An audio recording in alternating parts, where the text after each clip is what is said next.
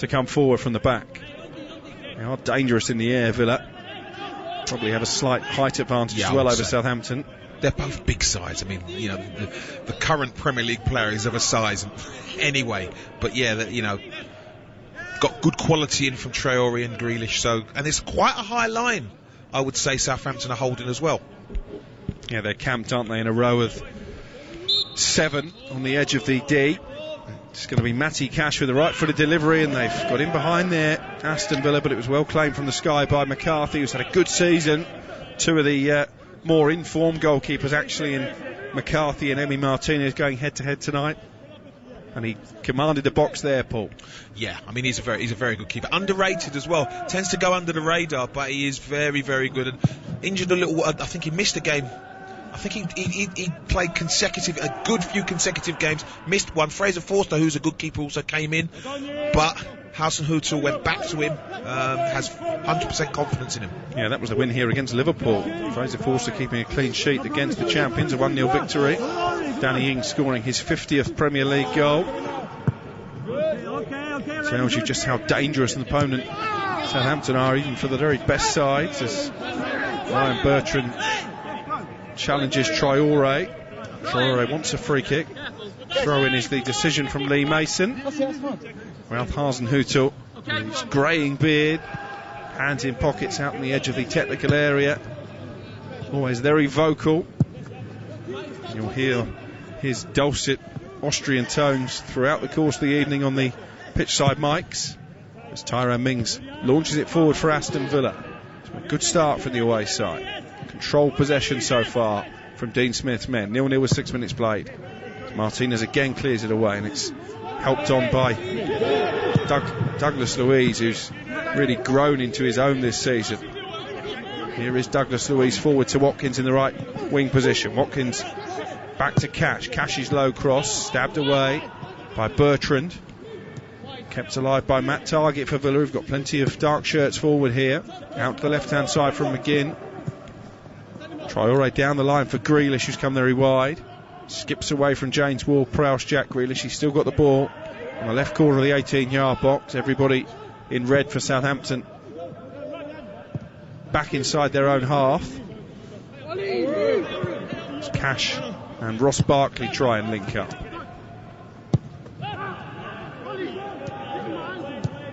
Martinez plays it forward to Tyrone Mings. The other change that I've noticed at this moment in time is that Nathan Redmond-Paul almost is playing up front alongside Danny Ings, with Walcott dropping onto the right hand side of midfield. Exactly, and I wonder if you're going to see changing in them two, switching every now and again, Walcott and Redmond. Here's Barkley to Watkins. Can he get a shot away? Watkins, he does. It goes across the face of goal. I think McCarthy had his angles covered. First half chance for Ollie Watkins, and he slaps the ground in frustration that he didn't work the goalkeeper. Well, I like his movement, and it's an intelligent header, good touchback, moves again. It's an incredible angle. It's going to have to be an incredible shot to beat McCarthy from there. Maybe he was just putting it across the box. He doesn't look happy, thinks he could have done better, but it's good play. Good play. Aston Villa have already won 9 games in the Premier League this season. That's as many as they managed in the whole of the last campaign. And of course they spent much of it flirting with relegation, and barring a technical glitch may not be a Premier League team now. That first game after lockdown, the draw against Sheffield United, when Sheffield United had a legitimate goal chalked out because Hawkeye wasn't working properly. In the end, that point kept Villa up. Absolutely incredible, that, I've got to say. I remember, I think I did that game, and you could see it was in. How the ref didn't see it is beyond me, or the assistants didn't see it is beyond me. Here's Danny Ings in the right wing position for Southampton. Crosses low, blocked by Mings, and out for a throw. And what I like about Southampton is they'll go and take people on. They'll go and try things. You know, they're very, very positive in the final third, which is it's really good to see. Very eerie atmosphere inside St Mary's. No supporters, of course, due to the ongoing COVID-19 situation. Ward-Prowse plays it forward to Ings. He's flicked it around the defender and pulls it back for Armstrong, and well, they're screaming for a penalty, Southampton. Armstrong convinced. It was hooked behind in the end, I think, by Cash. At the moment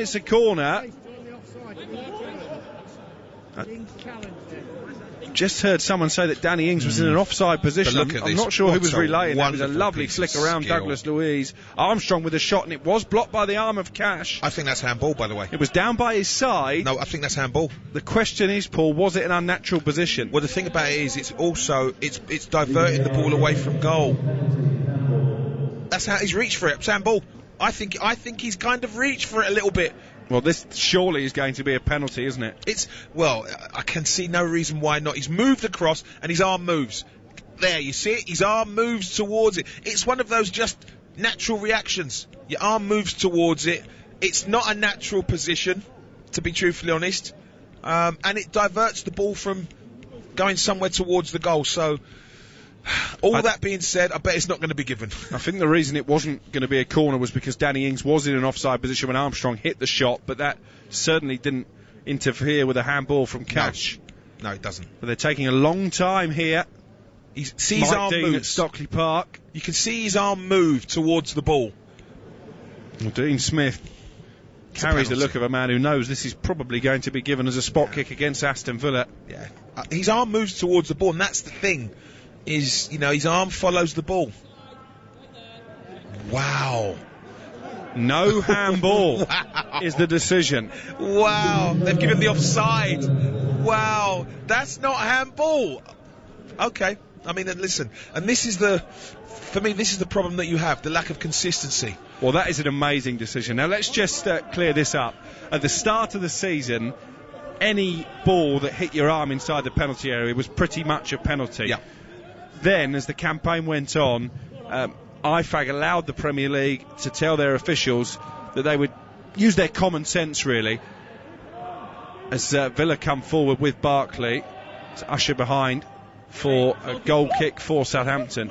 Basically, it would be up to the referees to determine if the arm was in an unnatural position.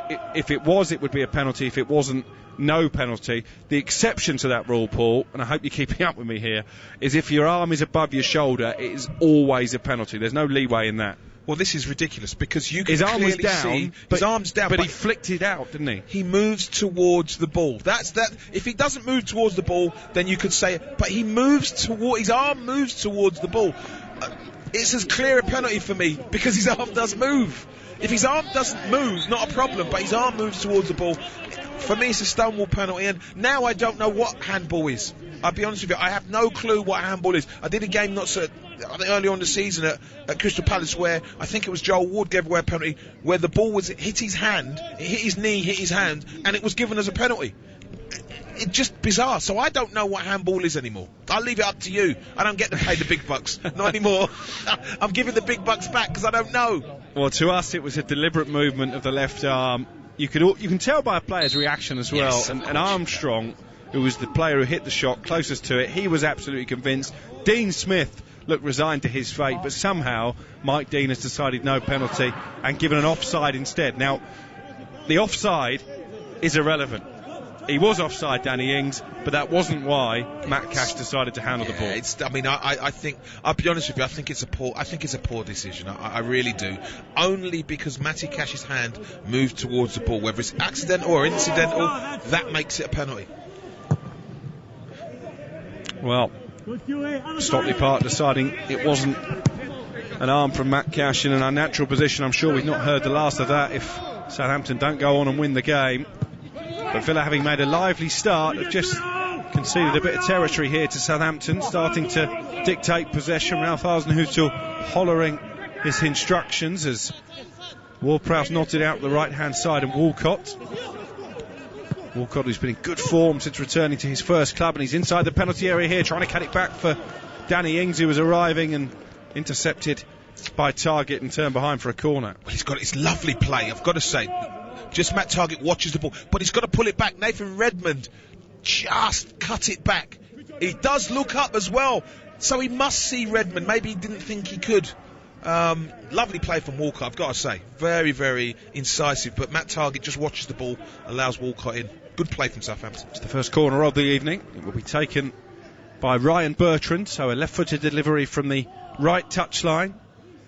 Plenty of movement inside the Villa penalty area. Tyrone Mings heads it away to Romeu on the edge of the box, and here's Walcott linking up again with Bertrand, who stayed forward. Bertrand with a low cross. Danny Ings got something on it and just helps it across the 6-yard box. Back in by Redmond. Here's Armstrong now. Shot blocked by Conter there. Screaming a handball again. And then Jack Stevens has blocked Bednarek's shot. It was fantastic piece of defending by Stevens. The trouble was he was in the wrong penalty area. Yes, it was good play, I've got to say. And what I like about Southampton is they win the ball back again on the edge of the box, and they're really mature and calm with it. Great cross, but no one seems... I think Matty Cash probably deflects it at the near post.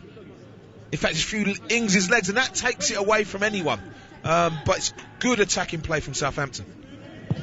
0-0 the score, 14 minutes gone, but already a big moment of controversy. Southampton denied what we both felt was a penalty for handball by Cash. VAR decided otherwise. Here's Armstrong, good challenge by Douglas Luiz, and then McGinn looking for the counter-attack, and he's found Grealish in acres of space. Ward-Prowse committed forward. Here's Grealish in the white boots into the penalty area. Can he pick out a teammate in the centre over the head of Watkins, and tamely behind for a goal kick? And as I said before, there's definitely goals. McGinn gets it after a good Southampton attack, looks forward, and Grealish is on his way. Thought his first touch took it away from him a little bit, and that allowed a lot of Southampton defenders to get back. But edge of the box, cuts inside, looking for Ollie Watkins, but just... And I'm looking at Bertrand Traore on the edge of the box thinking, you make a run to the back post and it's a tap-in, but he's standing there expecting the ball to his feet. Well, according to VAR, the reason the penalty wasn't given is because the ball deflected off the thigh of Cash onto his arm, which was in a position close to the player's body. Did it? That's what they're saying. I've got to say, it didn't... I didn't see that. I really didn't see a deflection. I really didn't. Well, no doubt we'll see another replay or 10 before the evening is out. It's such a shame, isn't it, that whatever happens now in these final 75 minutes, it could well be all about that VAR decision. Well, the good thing is, you know, it's 0-0. They've got 75 minutes to go and produce something. And if they don't, it's because neither team's been good enough to do it. Yes, that's going to be a talking point, but there's nothing can be done about it now. But they've got 75 minutes to actually do something to get, to get themselves a win.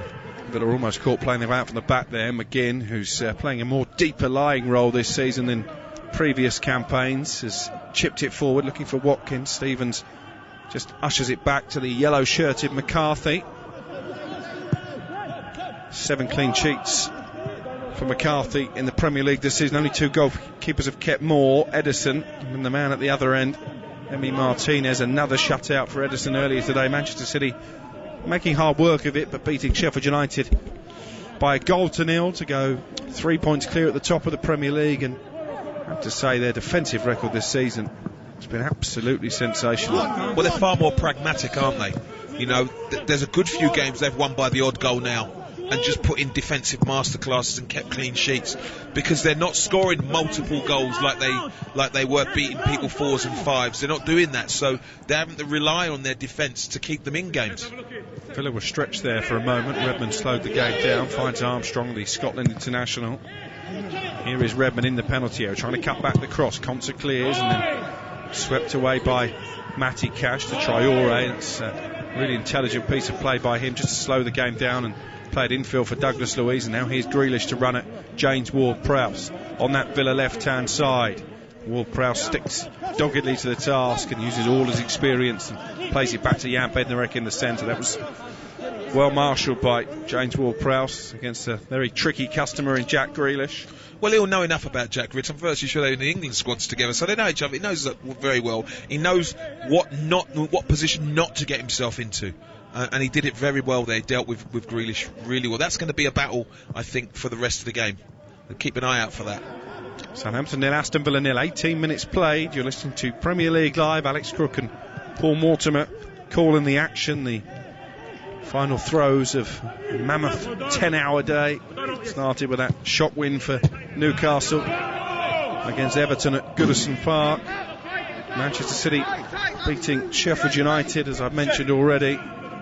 Also wins for Crystal Palace at home to Wolves, and then draw between West Brom Fulham 2-2 it finished. And crunch relegation 6-pointer before Arsenal and Manchester United played out a goalless stalemate just before we came on air here. Here is Redmond for Southampton, tripping McGinn. It's a free kick just inside their own half for Aston Villa.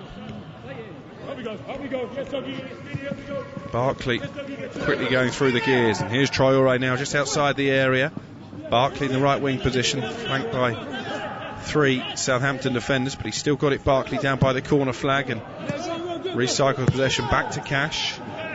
Here now is Ezri Konsa 10 yards inside Saints territory, back into Tyrone Mings in the centre circle, drops the shoulder to get away from Danny Ings. Here now is Cash on the right hand side.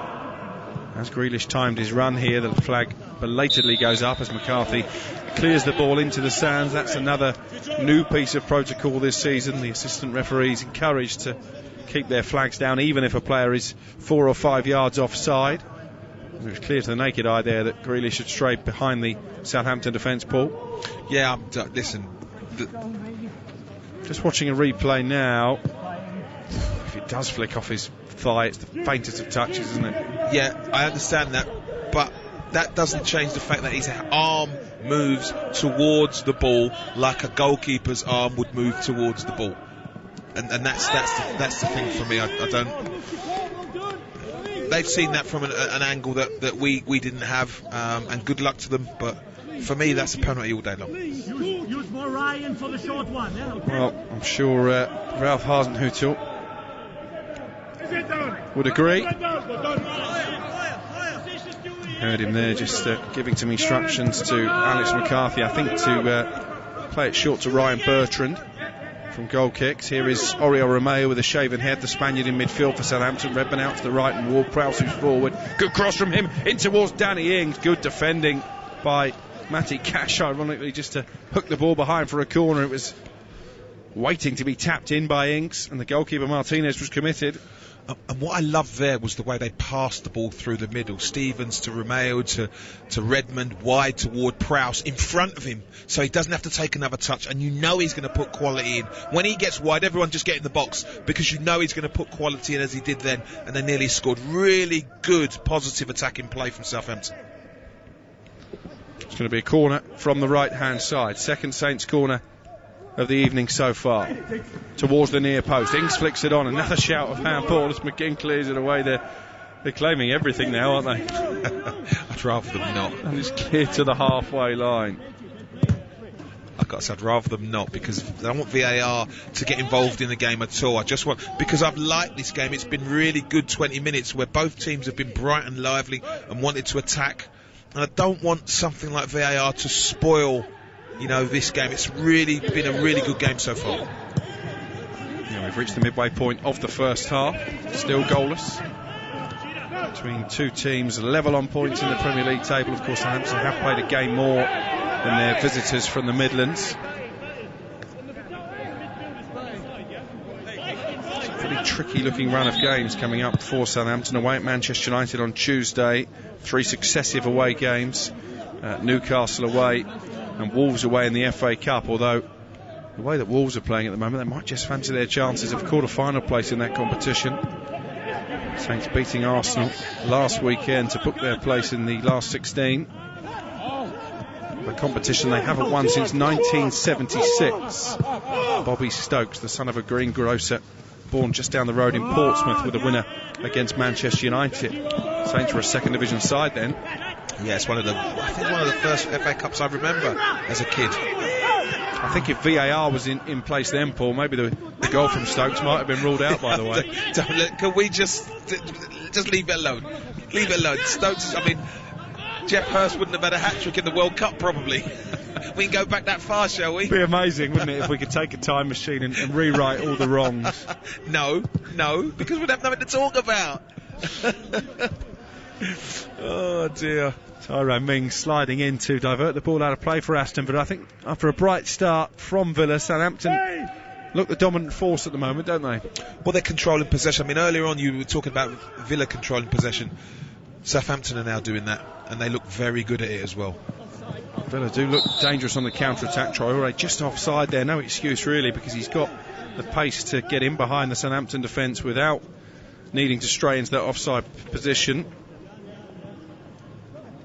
Well, he's just watching the ball. It's only slight, but he's watching the ball. He's bent his run, but just not good enough.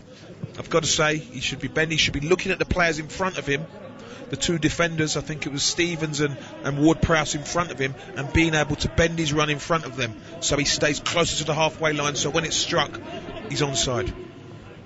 He's been lively, Bertrand Traoré, over the course of the season. 4 goals in his last 7 Premier League games for the Burkina Faso international. Well, when he came, he wasn't really fit, and you could see it in his performances, and you can see the change in his performances as he's got fitter. He's lasted more in games. He's been far more incisive and I suppose important in games in his performances as well. Here's Armstrong, such an important cog in this Southampton machine. Redmond closed down quickly on the edge of the area by McGinn. Redmond still has the ball, comes over to his left-hand side. It's cleared away by Cash. It curled out of play for a Southampton throw, pretty much level with the halfway line. Only 2 goals for Southampton in their last 6 Premier League matches, none from open play. They have been without Danny Ings for some of those games due to injury, but what I've noticed as well in recent weeks, I don't know if he's been watching Harry Kane, but Danny Ings in recent matches have been dropping very deep, almost into the number 10 role that Mourinho likes Harry Kane to do. I'm not convinced that's the best use of his goal-scoring talents. It's not, but I look at Danny Ings and he's got a midfielder's brain. I think he's very, very smart and intelligent, and he's got good feet. You know, he's got a midfielder's feet as well. He can play in there. His feet are quick. So I do like it, but as you say, he's better on the shoulder of the defenders, isn't he, further forward? And actually, if you look at it now, there aren't too many old-fashioned number 9s. Harry Kane is one, and I would put Ings in that category as well. I don't understand why you wouldn't use them as such. I agree. I totally agree. Here's Armstrong into the penalty area, trying to cut the cross back, does so to the near post. Ings was alert to it, but it's hooked away this time by Target. Southampton building up a head of steam here.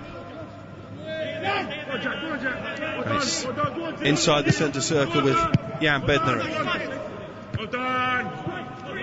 Now Romeu just slips as he tried to head the ball, and Grealish has been fouled by Armstrong. That should be a booking, because if Grealish gets past Armstrong, I think there's a chance of him getting into the back 4. Romeu's fallen over and he just can't. He's trying to head it on the floor. I mean, that is commitment from Oriol Romeu. Referee doesn't go to his notepad, but they take the free kick. McGinn out to the left-hand side and Target. You can hear Ralph Hasenhüttl again cajoling his team on. Danny Ings forward to Redmond. Tyrone Mings read it well, and then Mings out to the left-hand side. Chips it forward. Sal's beyond Watkins and headed clear by Ryan Bertram. Plucked neatly from the sky by the Brazilian Douglas Luiz. And here's Cash now. Out to the right-hand side and Traoré. There are even some people, Paul Morton on Twitter, suggesting that not only should it have been a penalty, it should have been a red card for Matty Cash for deliberately stopping a goal with his hand. Well, I'm not going to go that far, but is it a pen? I think so. Grealish up against Ward-Prowse and Walcott, and it's a corner kick for Aston Villa, much to James Ward-Prowse's frustration. Apologies if you picked up any bad language there from the Southampton captain. Usually very softly spoken, James Ward-Prowse, not on that occasion. Well, you know, they battle for everything. I think Target must love playing with Grealish, because Grealish takes 2 players with him all the time, 2 defenders, so Target can almost run unaided when he overlaps, because everyone thinks the ball's going to stay with Grealish. Is it inevitable, Paul, that at some stage Jack Grealish is going to move on to one of the so-called Big Six? I know he's a local boy, signed a big contract in the summer, captaining his hometown club, but he's going to want to test himself in the Champions League, isn't he? Definitely. And do you know what? His ability is suited to and deserves European football. I've got to say, European teams will love watching him play, because he's a continental player. He really is a continental type player, and yeah, of course he should be. Target trying to hoist it into the penalty area. Bednarek read it well. And one of the real success stories, Jan Bednarek, of the season. And really, since Ralph Hasenhüttl came in, He started 76 of Hasenhüttl's 80 Premier League games in charge, the big Pole. It shows how much faith his manager has in him. And actually, before he was injured, Bednarek and Vestergaard had formed a really good-looking partnership this season. Yeah, and then that's the problem, injuries sometimes. So that's why the squad has to have some depth in it, because your 1 and 2 centre-halves get injured. You never know whether they can rediscover that partnership, so you've got to have people in support of that who can step in and keep playing at that standard. They're trying to sign Ainsley Maitland-Niles from Arsenal Southampton before the transfer window closes on Monday. I think as much for his versatility. They are short of cover in both fullback areas and in midfield. Of course, Ainsley Maitland-Niles can play any of those positions. He can literally play anywhere, and I think that's a blessing and a curse for him, because he hasn't been able to nail down a position at Arsenal. What they do is, when someone's struggling or is injured in a certain position, in he goes. He's played all across the back four, mostly fullbacks. He's played across the midfield, he's played wide. The only place I don't think he's played is up front for Arsenal. Or in goal. Or in goal, yes. I never count in goal. No disrespect, goalkeepers. Well, there'll be a few 6'4" giants not happy with those comments. No, because I'm an outfield player, that's why. I think to go in goal, you have to be incredibly brave, and outfield players aren't that brave. And slightly mad as well, probably. You said that, I was never saying it. Martinez bolted out to Grealish on the left-hand side, can't control it. Throw in for Southampton. Grealish not happy with the pass from Martinez, the goalkeeper. We've reached the half an hour mark. It's still goalless here on Premier League Live, but one big talking point so far, VAR's decision not to give a penalty for what we felt was a clear handball against Matty Cash. Peter has tweeted about that. VAR once again showing its inconsistencies. Liverpool Spurs had Liverpool goal counted for handball even after Spurs players handed the ball first. It then bounced off a Liverpool player's arm. Based on that, this one should have been a penalty for handball. I think inconsistency was the buzzword from Paul Mortimer. Tweeter clearly agreeing. Here's Romeu into Armstrong inside the penalty area, looking to cut the cross back. Bertrand with a low shot into the side netting. Well, he doesn't score many goals, Ryan Bertrand. None since December of 2019, but he wasn't far away there. Not enough conviction in it, because he's not really going for that, is he really? You know, you smash it, and if it goes in row Z, so be it, but you've actually gone for it. And I don't really think, because you're never passing that into the near post, never. So you have to really go for it, you know, and it goes in row Z, fine, but if it's on target, that makes the keeper really work. 14 minutes to go in this first half. And still nothing to separate these two teams, either in the Premier League table or out on the pitch this evening, as Stevens is put under pressure by Watkins. Watkins rather hopefully picked up the ball expecting a throw when clearly it bounced out of his chest. And that throw in now will be taken by Ryan Bertrand. Southampton unbeaten in the last 8 Premier League meetings between these two, and they've won the last 4 as well, including that 7-goal game at Villa Park earlier in the campaign. And actually, the scoreline probably flattered Villa. Southampton were 4-0 up at one stage, ended up winning 4-3. Here's McCarthy in goal for Southampton. Plays it out to the edge of the area in Romeu. Villa hunting in packs when that happens and forcing a mistake from Romeu, who conceded to throw. Well, they set the trap very well. Let Romeu have it, then go and shut him down. Romeu's not sideways on either, so he doesn't see what's behind him until they're there, and that kind of frightens him into that poor first touch, which is why the ball went out of play. Here's Grealish over on the left-hand side, tries to chip it forward for target, and then Grealish has almost wrestled Redmond to the ground. Clear free kick over on Southampton's right touch line.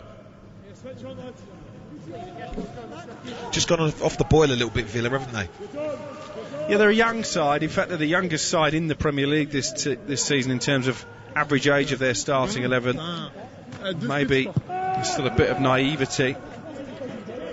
Of course, they've got the likes of Watkins as well, who've come up from the Championship. Not a huge amount of Premier League experience, actually, but got enough game experience. I mean, you know, he played for Brentford, who are Championship's top side in terms of, you know, the way they played football. It's a fairly experienced young side, if that makes sense. They've got decent, not Premier League, but league experience, you know, under their belts. Yeah, it's been a good recruitment ground, isn't it? The EFL for Villa. Matty Cash, £16 million from Nottingham Forest, has settled in the top flight really well. Mentioned Ollie Watkins there. £33 million was a big investment, but he's rewarded that already with double figures in terms of goals this season. Ezri Konsa, signed from Brentford when they were still a championship club, is very much at home alongside Tyrone Mings at the heart of the Villa defence. He came from Charlton, Ezri Konsa, very highly rated at Charlton, and cheap, I think. Sold to Brentford, not for a lot. Good play, like I say, they've got good championship experience. And even Emi Martinez, the goalkeeper, if you take away his flurry at the end of last season, he's had more experience in the EFL than the Premier League as well. Here's Ward-Prowse to Redmond on the edge of that Villa penalty area. Can he get a shot off here, left-footed? Well blocked by McGinn. All action, the number 7 for Aston Villa. Saints coming forward again with Armstrong. He's got space on the edge of the 18-yard box. Closed down by McGinn. Skips away from his Scotland teammate. Here's Bertrand now well forward. Diallo looking for the cross. Mings with a header away. It was a bit of a flat delivery, really. And then Traore clears it, but only as far as Stevens, midway inside the Villa half. Ward-Prowse now over on the right-hand side. Walcott, the veteran in this Southampton team, looking for his first goal at St Mary's, Theo Walcott tonight, since January 2006, an FA Cup tie against MK Dons during his first spell as a teenager. I've spoken to him a few times since he came back. He's absolutely loving life back on the south coast, Theo Walcott. I think you can see that in his play as well, Paul. Well, number 1, he's back home. Number 2, he's playing, and he knows he's going to play. For any player, when you know you're going to play and you know the manager's got faith in you, and you know that even if you play poorly, it doesn't mean you're going to miss the next 3 games, which is what was happening to him at Everton, and he wasn't that manager's signing either. You know, it plays with your performances because you're always playing under pressure, whereas you can see a freedom in him, which is fantastic to see. I think he fancies your job as well. He told me a couple of weeks ago that he'd fancy a go at being a co-commentator. He's very articulate. And he knows the game, and he's had a really good career, top career, I've got to say. You know, obviously when you get to 32 years of age, you do start thinking about what you might do next. Here is Walcott, says he's still got plenty of football left in him though, and he's managed to squirm that one forward to Danny Ings. Here's Armstrong inside the Villa area, cuts it back, Romeo with a shot, and he's blazed it into about the 22nd row of the stand behind the goal, Oriol Romeo. And the problem they have there is they do really well to get the ball wide to Armstrong, but he's always going to cut in on his right foot. If he could take that on his, you know, across his body and onto his left foot down the line, it opens the game up. But the minute he cuts back in, they go back into where Villa are strong. So the ball goes to Romeo, and Villa are strong there, so they can go and shut it down, which is why Romeo on his left foot skies it. Armstrong's got to just take it with his right foot across his body and then use his left foot. He's done it a couple of times because it opens the pitch up.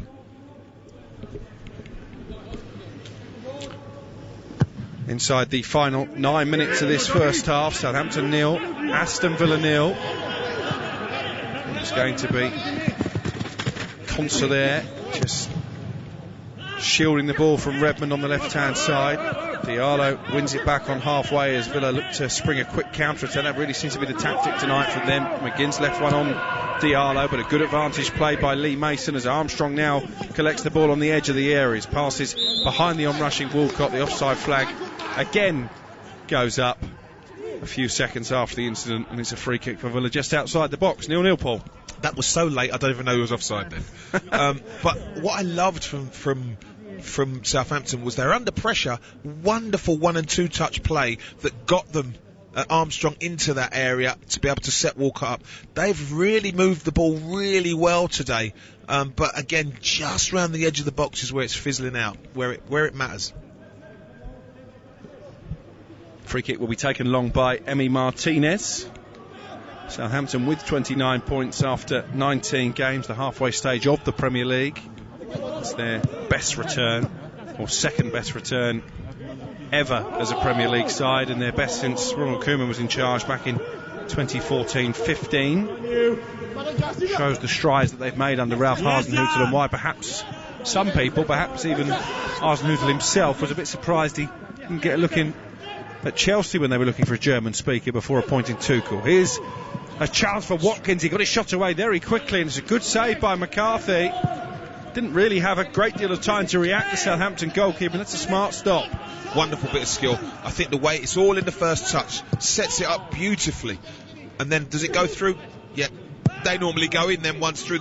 I think it's Stevens' legs. Good reaction save with his left arm from McCarthy. I think he thought he'd scored there, Watkins. Well, he got the ball out from under his feet so quickly, didn't he? And that made it a tricky save because it was a crowded penalty area.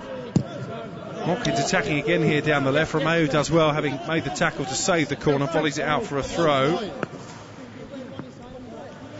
So as quiet as they've been, Villa, they still pose a threat, don't they? Whenever Grealish is around it and sets Watkins up in the box, they always pose a threat. Here is Ollie Watkins, tries to play it back to Mings on halfway. Neat bit of skill from McGinn to keep Villa on the attack. Watkins linking up with Grealish on the left-hand side. Ward-Prowse knew he couldn't dive in. Grealish with a cross into the area. Bertrand under pressure from Watkins, heads it clear, and then Douglas Luiz. I think he was just trying to put it back in the penalty area, but he volleys it high over the crossbar. Well, he's much better than that, I've got to say. But again, wonderful 1 and 2 touch play on the left-hand side for Aston Villa to get the ball into Grealish, who puts a ball into the box that's defended really well from Southampton. Been a good half. I've actually really enjoyed it. Again, round the edge of both boxes is where it's fizzled out a little bit, but the lead up, the approach play for both teams has been really good, and you have to say that Southampton have probably been the better side. Just the one shot on target for either team so far. That effort from Watkins a moment or two ago, forcing the sprawling save from McCarthy. Matt Cash there tries to play it forward right-footed. Stevens comes over this near touchline but can't keep the ball in place, so Villa have a throw inside the Southampton half away to our right. Don't forget 4 more games coming tomorrow on Premier League Live. Chelsea-Burnley is a midday kick-off with myself and Sam Parkin, and we've got Leicester-Leeds, Richard Wolfenden and Sean Derry, West Ham-Liverpool in the company of James Field and David Connolly, and finally at 7:15 Brighton-Spurs with Tom Rennie and Chris Perry. Here's Grealish with a cross into the area, Barkley with a header, and Aston Villa take the lead with 5 minutes of the first half remaining. Southampton caught napping at the back. Grealish the provider, and a thumping header from Ross Barkley, who looks like he can scarcely believe that he scored with his head. It's his first goal since October, and he makes it Southampton 0, Aston Villa 1. Well, again, wonderful movement, comes to the ball and checks out, beats a Ward-Prowse, lovely ball into Grealish, who just looks up, half volleys it into the box, and I'm looking at him thinking, is he going to be able to get to that? Ross Barkley does. He gets to it, and it's a great header back where it came from. McCarthy no chance, but again, it's the Grealish Ward-Prowse. Ward-Prowse has just watched the ball for a split second, and that's allowed Grealish in behind him. So Aston Villa finishing this first half with a flurry.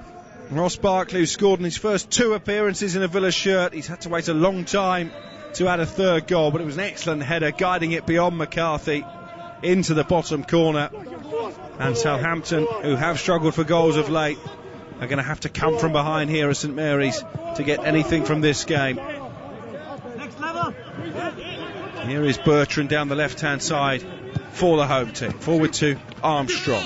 Matt Cash has poked it away from Armstrong, and they've got 2 against 3 here. Watkins on the edge of the area. Brilliant block by Bednarek. Watkins has then barged the pole out the way and shoots into the gloves of McCarthy at the near post. That was strong play from Watkins, determined play. Yeah, I mean, they give the ball away, Southampton, and Barkley's got no one on him. Good ball into Watkins, who's just looking for that yard to shoot, and it's blocked really well by Stevens, and it's a decent save from the keeper. But again, as I said before, as much as the goal came against the run of play, Villa pose a threat when they go forward and get it right. Here's Diallo for the Saints, out to Armstrong on the left-hand side. Good slide tackle from Matty Cash.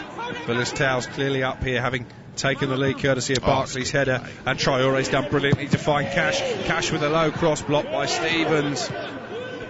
Barkley's furious that the ball didn't come to him on the edge of the area. So he should be. He's in acres of space, isn't he, Barkley? Southampton have just lost their way in the last few minutes. Villa very much on top now with 2 and a bit minutes remaining at the end of the first half plus stoppage time. Here is Ezri Konsa back inside his own half, drops the shoulder to get away from Redmond, then plays it back to Martinez, the goalkeeper. Martinez rolls it out to Mings on the edge of the box. And you're right, the goal seems to have just knocked them off their stride a little bit, Southampton.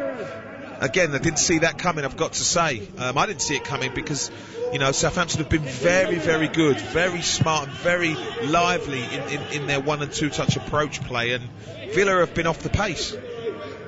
Here's Tyrone Mings clearing it forward for Aston Villa over the halfway line. One back by Bednarek, but only momentarily. And this is Grealish. Grealish turning away from Walcott and then back into his own half and target. Now Tyrone Mings. Villa very controlled with their passing as we move towards the final minute of the opening 45. Cash chips it down the right hand side. Again the flag up against Traore. That's irritate me. Southampton take the free kick quickly. Didn't need to be offside again, did he? Absolutely not. Here's Redmond with a shot from distance, blocked by Mings. Half-hearted shout for handball and then cleared away by Cash. Redmond knows maybe that he should have created more there with Danny Ings up in support, went for goal. It was a good block. Possibly not the right option taken there by Redmond. Here, Ralph Hasenhüttl trying to reorganise his team into their shape. Almost choreographing every pass down on the touchline. The man they call the Alpine Klopp, who has a 100% record against Aston Villa, 3 wins from 3 previous meetings. They're 1-0 down here in the final throes of the first half. Diallo with a cross that's far too close to Martinez. And that will frustrate Hasenhüttl. They haven't worked Martinez enough in these opening 45 minutes. For all the good play, he hasn't had a lot to do. I think he's clipping that ball back for Armstrong at the back post, but it just hasn't been good enough. And yeah, I mean, for all their good play, and they have played well, Southampton, there's no disputing that. Villa are the ones that have worked the goalkeeper McCarthy more and have scored. I wonder if Ralph Hasenhüttl or any of his coaching staff might just try and have a word with Lee Mason as they go off at half-time. There's no point about that handball not given. Absolutely. The worst thing that could happen is for someone 2 or 3 days later to say, oh, that was a mistake. What are you going to gain? You're going to gain nothing. You might try to do it to influence the referee for upcoming decisions, but that's about it. Armstrong forward to Redmond into the final 15 seconds of 1 added minute at the end of the first half. Villa leading by 1-0 at St Mary's. Here is Diallo for Southampton. Bednarek thrust it out to the right hand side and Ward-Prowse. Can they create one opportunity before the break? No, there is the half-time whistle. A half that started in controversy. Southampton convinced they should have had a penalty for what looked like a clear handball from Matty Cash. VAR took a long look and decided that his arm wasn't in an unnatural position. I think he will know, Matty Cash, as he makes his way off at half-time, that he got away with one there, and Aston Villa rubbing insult to Southampton's wounds. 4 minutes before the interval, Ross Barkley with a cushion header from Grealish's cross to give us a half-time scoreline. Southampton 0, Aston Villa 1. You are listening to Premier League Live. Stream Leicester v Leeds and West Ham v Liverpool this Sunday, live with the Now TV Sky Sports Pass. The team that's been in electrifying form. With Now TV, you can stream a whole month of live Premier League action or only pay for the games that matter to you with the day or month pass. It's your sport on your terms with Now TV. This is not the time for business as usual. It's time for effort and imagination. It's time to use technology to start your online plans. It's time to work from home to stay in touch. It's time to look to each other. Scoil Céile. Ireland is working online with help from Black Knight and .ie, because now we need better than business as usual. Call Black Knight on 059 918 3027 or visit blackknight.ie. As we know, keeping active and looking after your well-being is challenging right now. At Harvey Norman, we have the latest range of connected fitness and health products to help you understand more about your health, everyday stress, sleep patterns, and more. Like the TicWatch GTX smartwatch, packed with key features, including a unique bezel design, fitness tracking, sleep monitoring, and a long battery life. Available now for only €99. See harveynorman.ie for our full range of connected fitness and health products. Available for home delivery or click and collect.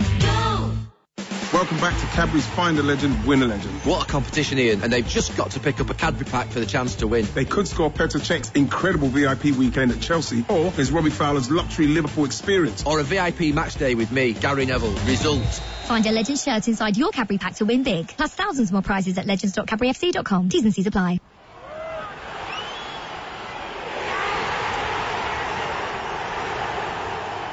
There's certain matchday sounds we are all missing. But there are others we don't have to. Is Carlsberg Pilsner the best beer to enjoy while watching the match at home? Probably. Carlsberg Pilsner, probably the best beer in the world. Enjoy Carlsberg sensibly. Visit drinkaware.ie. Grant has been providing reliable, efficient and affordable home heating technology for over 40 years. From the award-winning Grant Vortex condensing oil boiler to the highly efficient Arona heat pump, you can trust Grant to heat your home. Think heating, think Grant. Visit grant.eu. Ronaldo and Messi, a rivalry for our times. But like everyone striving to be best in their field, they need each other. They drive each other on. Like me and Mick, the other voiceover guy. Right, Mick? Toothpaste. It's paste for your teeth. Ah, he's so annoying. Well, something that is unrivaled is Paddy Power's offer of a free bet if one leg of your 4+ Fold ACCA lets you down. Paddy Power. Stay in your lane, Mick. Max free bet €10. Min odds 1 to 5 on each leg. Online exclusive. Excludes enhanced match odds. T's and C's apply. 18+. Need help? Visit gamblingcare.ie.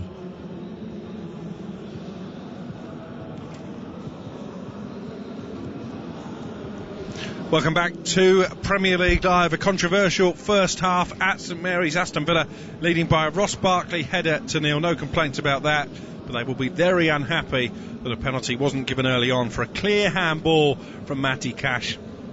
He pretty much saved the shot from Armstrong, and how Lee Mason, the on-pitch referee, and then Mike Dean, watching on VAR, have decided it wasn't intentional, I think is beyond a lot of people looking at the messages I've been receiving on Twitter.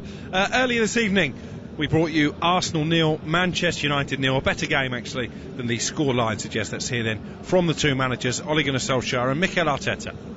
I think at the end it's a fair result. None of us score a goal, so it's impossible that we win a game. I'm really pleased considering that we have 3 big players out tonight. The way we played, the way we imposed ourselves as the game was developing, and the chances that we created in the second half, we should have scored a goal at least, and we didn't. So I think it's a fair result. There was a period, a spell, 10-15 minutes there that they had too many shots for my liking. Yeah, a free kick that hit the crossbar, but the other bits I felt David was in control. I didn't really feel under that much pressure, and because you got a good keeper behind there, but a little bit too passive definitely. But the 2 chances we create and a couple of counter-attacks that we missed a moment, it should have been enough.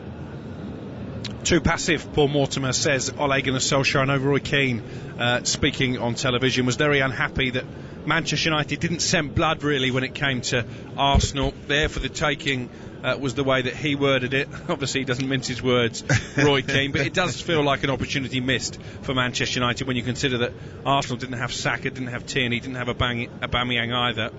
Yeah, I think you didn't get the sense that they really went for it. You got the sense they were possibly waiting for an Arsenal mistake when, you know, they should go and make things happen themselves. And, you know, you don't win titles like that. You just don't. You know, and the way they've been playing recently, they're up the top of the table.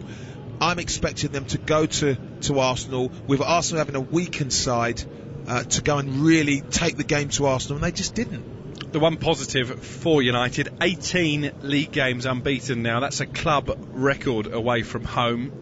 Obviously, people have been queuing up to criticise Ole Gunnar Solskjaer when it's gone wrong this season, you have to give him credit for that particular piece of history.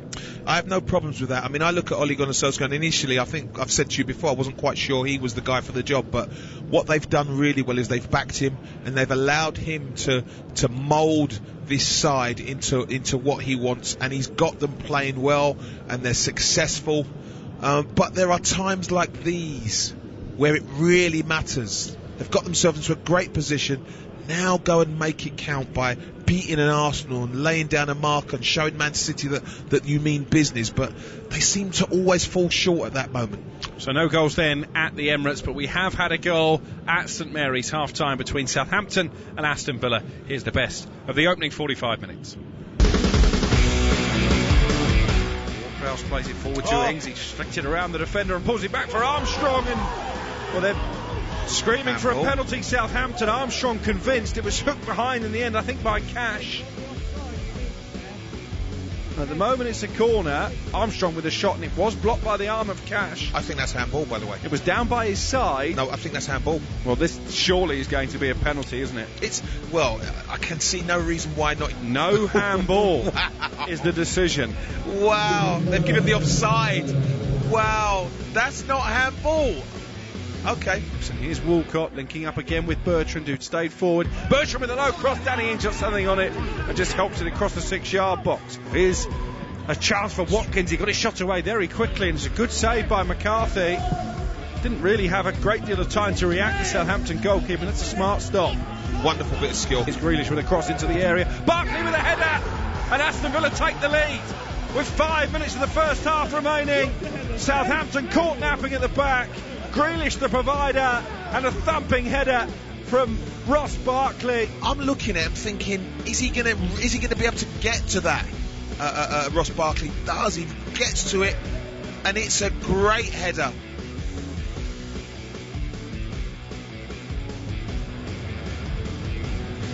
A great header, says Paul Mortimer. That goal separating the two teams.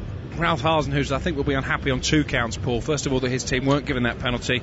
But secondly, the defending for the goal left a bit to be desired as well. Yeah, I mean, and again, I say they moved the ball really well, Villa. They get it to Grealish, and again, James Ward-Prowse watches the ball for a split second. Okay, he gets wide, Grealish, and now it's what's happening in the box. But, you know, I think he's free, isn't he, Barkley? There's people around him, but no one really close enough to him. Still got a lot to do, I've got to say. He's got to get on the end of it, and he does really well. And it's a great header, but yeah, defensively you'd be disappointed, because there's probably a couple of occasions where that could have been stopped, but it wasn't.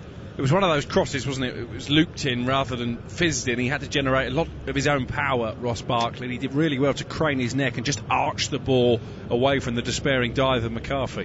Yeah, first of all, he had to get to it, and that was hard because the ball was sort of moving away from him. So once he's got there, and he's headed it back where it's come from, and in order to do that and generate the power, he's had to arch himself and really get his technique right and get the right connection, and he has done.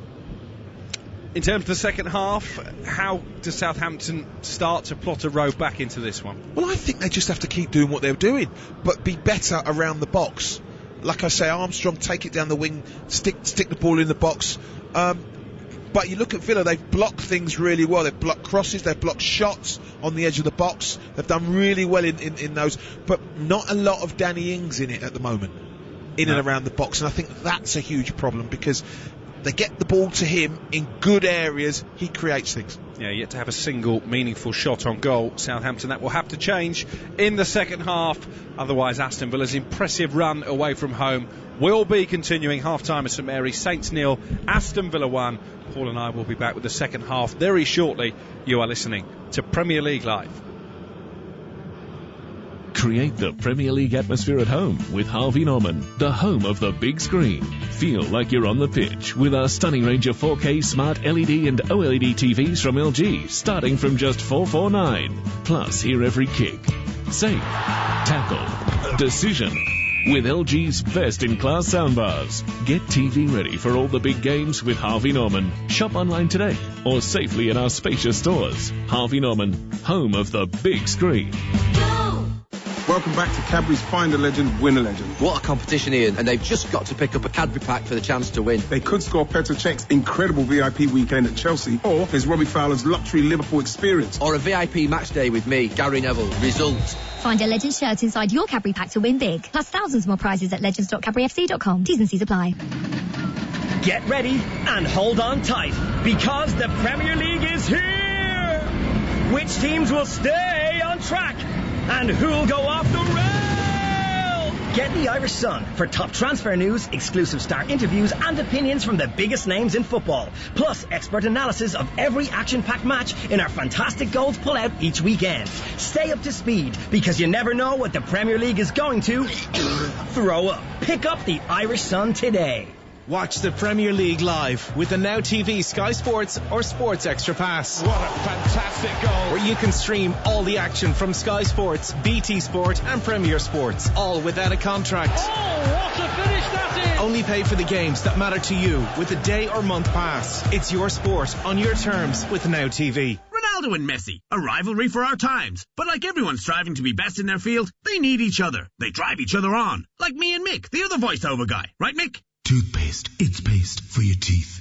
He's so annoying. Well, something that is unrivaled is Paddy Power's offer of a free bet if one leg of your 4+ fold ACCA lets you down. Paddy Power. Stay in your lane, Mick. Max free bet €10. Min odds 1 to 5 on each leg. Online exclusive. Excludes enhanced match odds. T's and C's apply. 18+. Need help? Visit gamblingcare.ie. 123inc.ie have your office needs covered. So whether you're an accountant, butcher, carpenter, dentist, electrician, florist, graphic designer, hairdresser, journalist, lecturer, musician, optician, retailer, teacher, solicitor, web designer, or yoga instructor, we've got what you need. And we're cheaper than your current supplier. 123inc.ie. For home, for office, for less. We're all working more from home these days. And at Harvey Norman, we have the latest range of HP home office technology to ensure you're working smarter with the best products. From HP laptops and desktops with powerful Intel Core processing to HP's massive range of multifunction smart printers. We've also monitors of all sizes and HP home office essentials, including ink, keyboards, paper, and so much more. See harveynorman.ie/HP for our full range of HP home office technology. Available today for home delivery or click and collect.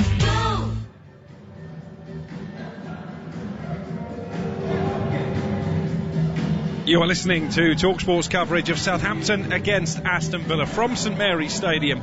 I'm your host, Alex Crook. Alongside me is the former Charlton, Crystal Palace and Aston Villa winger Paul Mortimer. This is Premier League Live, where the two sets of players are just emerging from the tunnel. Southampton with work to do in this second half if they are to arrest their recent slide down the Premier League table. Aston Villa leading by a Ross Barkley goal to nil, a header with 4 minutes of the first half remaining. That after the home side had been denied what Paul Mortimer and I both felt was a pretty clear penalty for a handball by Matty Cash. A lot of people, Paul, on Twitter now taking the VAR line that it was thigh to ham, minimal contact off the thigh if that was the case, and I'm not sure it influenced Matty Cash's decision to effectively save the shot. Well, as far as I'm concerned, again, I mean, as someone said to me, his arm moved the same way as his leg. It doesn't work that way. I'm so sorry. You know, when you're deflecting, your arm and leg don't move in unison. They just don't. And for me, his arm has moved towards the ball. And I'm not blaming him. It's a natural reaction sometimes when you're in the penalty area that your arm moves towards the ball. And that's what I saw. We are back off and underway in this second half. Southampton in their red shirts with the white sash, black shorts and red and white socks, shooting from left to right. Aston Villa in their navy jerseys, sky blue shorts and navy socks, attacking the goal. Away to our left hand side, Jack Grealish, the provider for Barkley's goal. Only Harry Kane and Kevin De Bruyne have more Premier League assists this season than the Aston Villa captain. Southampton is just about trying to test Emi Martinez, yet to have a single shot on goal in the game. That will be infuriating for Ralph Hasenhüttl, and they have lost a bit of their attacking swagger in recent weeks. Well, this is a Villa side against whom they've scored 20 times in their last 6 meetings. No change in personnel by either manager, so Southampton still with McCarthy in goal. Ward-Prowse playing at right back in the absence of Walker-Peters. Bednarek and Stevens in the centre with Bertrand on the left of defence. Then come Diallo and Romeu in midfield, with Armstrong and Walcott in behind Redmond and Ings in attack for Villa. Martinez in goal. Cash, Colson, Mings and Target in front of him. Douglas Luiz and John McGinn offering that midfield shield, with Traore, Barkley and Grealish behind Watkins up front. Here's Romeu's cross, but comfortably playing from the sky by Martinez under no real pressure. The Argentine signed from Arsenal for what looks a bargain, £17 million in the summer. And Martinez volleys the ball forward, trying to seek out Watkins. Bednarek with a header away, but connected by Bertrand Traore over on that right-hand side. Traore now back inside Villa territory. And Concert. It's been a very professional performance, Paul, from Aston Villa so far this evening. Yeah, I mean, you know, they started really brightly, and then Southampton were in charge without a doubt, and they've defended well. And what I like what they've done is whenever it goes into Southampton's attacking third round of Villa box, they've blocked things really well. They've got out and prompted, you know, put pressure on whoever's shooting. So Emi Martinez has had very little to do. So it's a combination of poor technique from Southampton, but also you have to commend Villa for very, very good defending.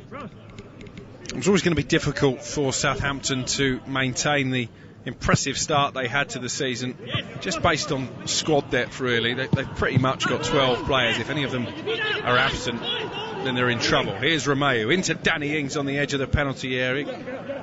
Just got it stuck under his studs momentarily. Now Diallo with a chance to cross low along the 6-yard line, blocked behind by Concert. And it will be a corner kick for Southampton early in this second half. And that's exactly what I'm talking about.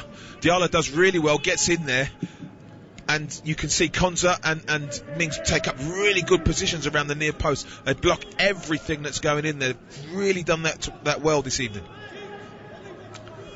James Ward-Prowse, the set-piece king as far as Southampton are concerned, and one of the best dead ball deliverers in the Premier League, is going to take this from the left-hand side, right-footed towards the near post, bounces off the knee of Mings. It's not really away yet. Diallo to Danny Ings, his shot charged down by Traore, and then Bertrand just tries to stand it back up to that left-hand side. Great technique by Ward-Prowse to keep it in play, and almost backheel it mid-air to Armstrong. Romeu with a header. And Diallo flicks it over his head to Armstrong. Ward-Prowse up in support once more. The Saints skipper with that white and black armband halfway down his left arm.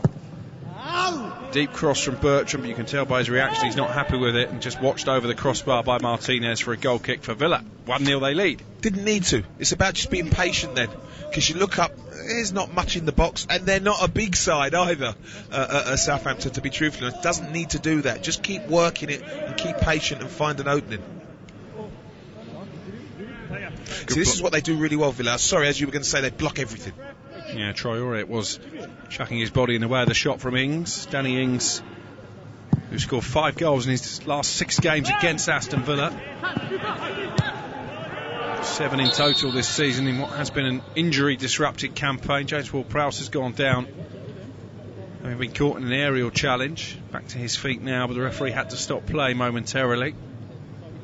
Might have been a clash of heads, him and I think it was Ollie Watkins, was it, who went for that driven ball from Tyrone Mings. Maybe they just clashed heads, possibly. We're going to see a replay now. I think he just got caught with a frowning arm from Watkins. Wasn't deliberate. Painful though, those are painful. Especially on a cold night like this, when you get a whack across the nose as Ward-Prowse did there. Now Hasenhüttl looks positively angry on the touchline. What he's seen so far, Southampton trailing by a goal to nil. He's a manager who demands high standards from his players. Possibly haven't quite hit those this evening. He's well aware of the lack of squad depth as well. He spoke about it quite strong terms after the defeat here against Arsenal in midweek. Bertrand with a cross, Redmond with a chance, blocked by Mings, and there it is again. Paul Morton, Aston Villa defending for their lives. Given away by Barkley, the goal scorer, and he's barged Romeu over, and this is James Ward-Prowse territory, as Aston Villa know all too well from earlier in the season. Sloppy, Very sloppy. Again, they win the throw-in. Good play. Diallo plays a good ball into Bertrand. It's a decent cross, and his eyes must have lit up Nathan Redmond, and he's thinking, I've just got to get good contact on this. But again, Tyrone Mings, good position. I'm never a fan of a defender standing in front of the goalkeeper, because if it goes past Mings, the goalkeeper's unsighted, but it doesn't. He's a huge unit, Tyrone Mings, and very difficult to get the ball past. And they've blocked really, really well, which is why Martinez has had no saves to make, really. We might have one here. James Ward-Prowse scored 2 goals direct from free kicks in the reverse meeting at Villa Park. In the process, overtaking Matt Le Tizier's Southampton club record for dead ball goals, and he's going to line one up here. It's right on the edge of the D, level with the left-hand post. This is a real chance for a player of his quality. This is a real chance. Well, he usually hits the target, James Ward-Prowse, so Martinez will expect to have a save to make here. Right-footed into the wall. Unusual. Well, not with the way the game's going. You know, with Villa blocking everything, it's not unusual, I've got to say.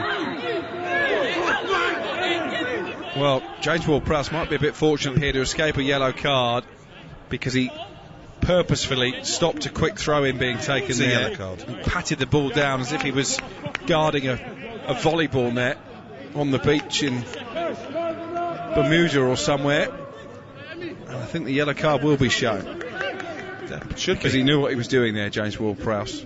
Or was he actually just appealing to the referee that it should have been a Saints throw? Either way, it's a booking for their captain.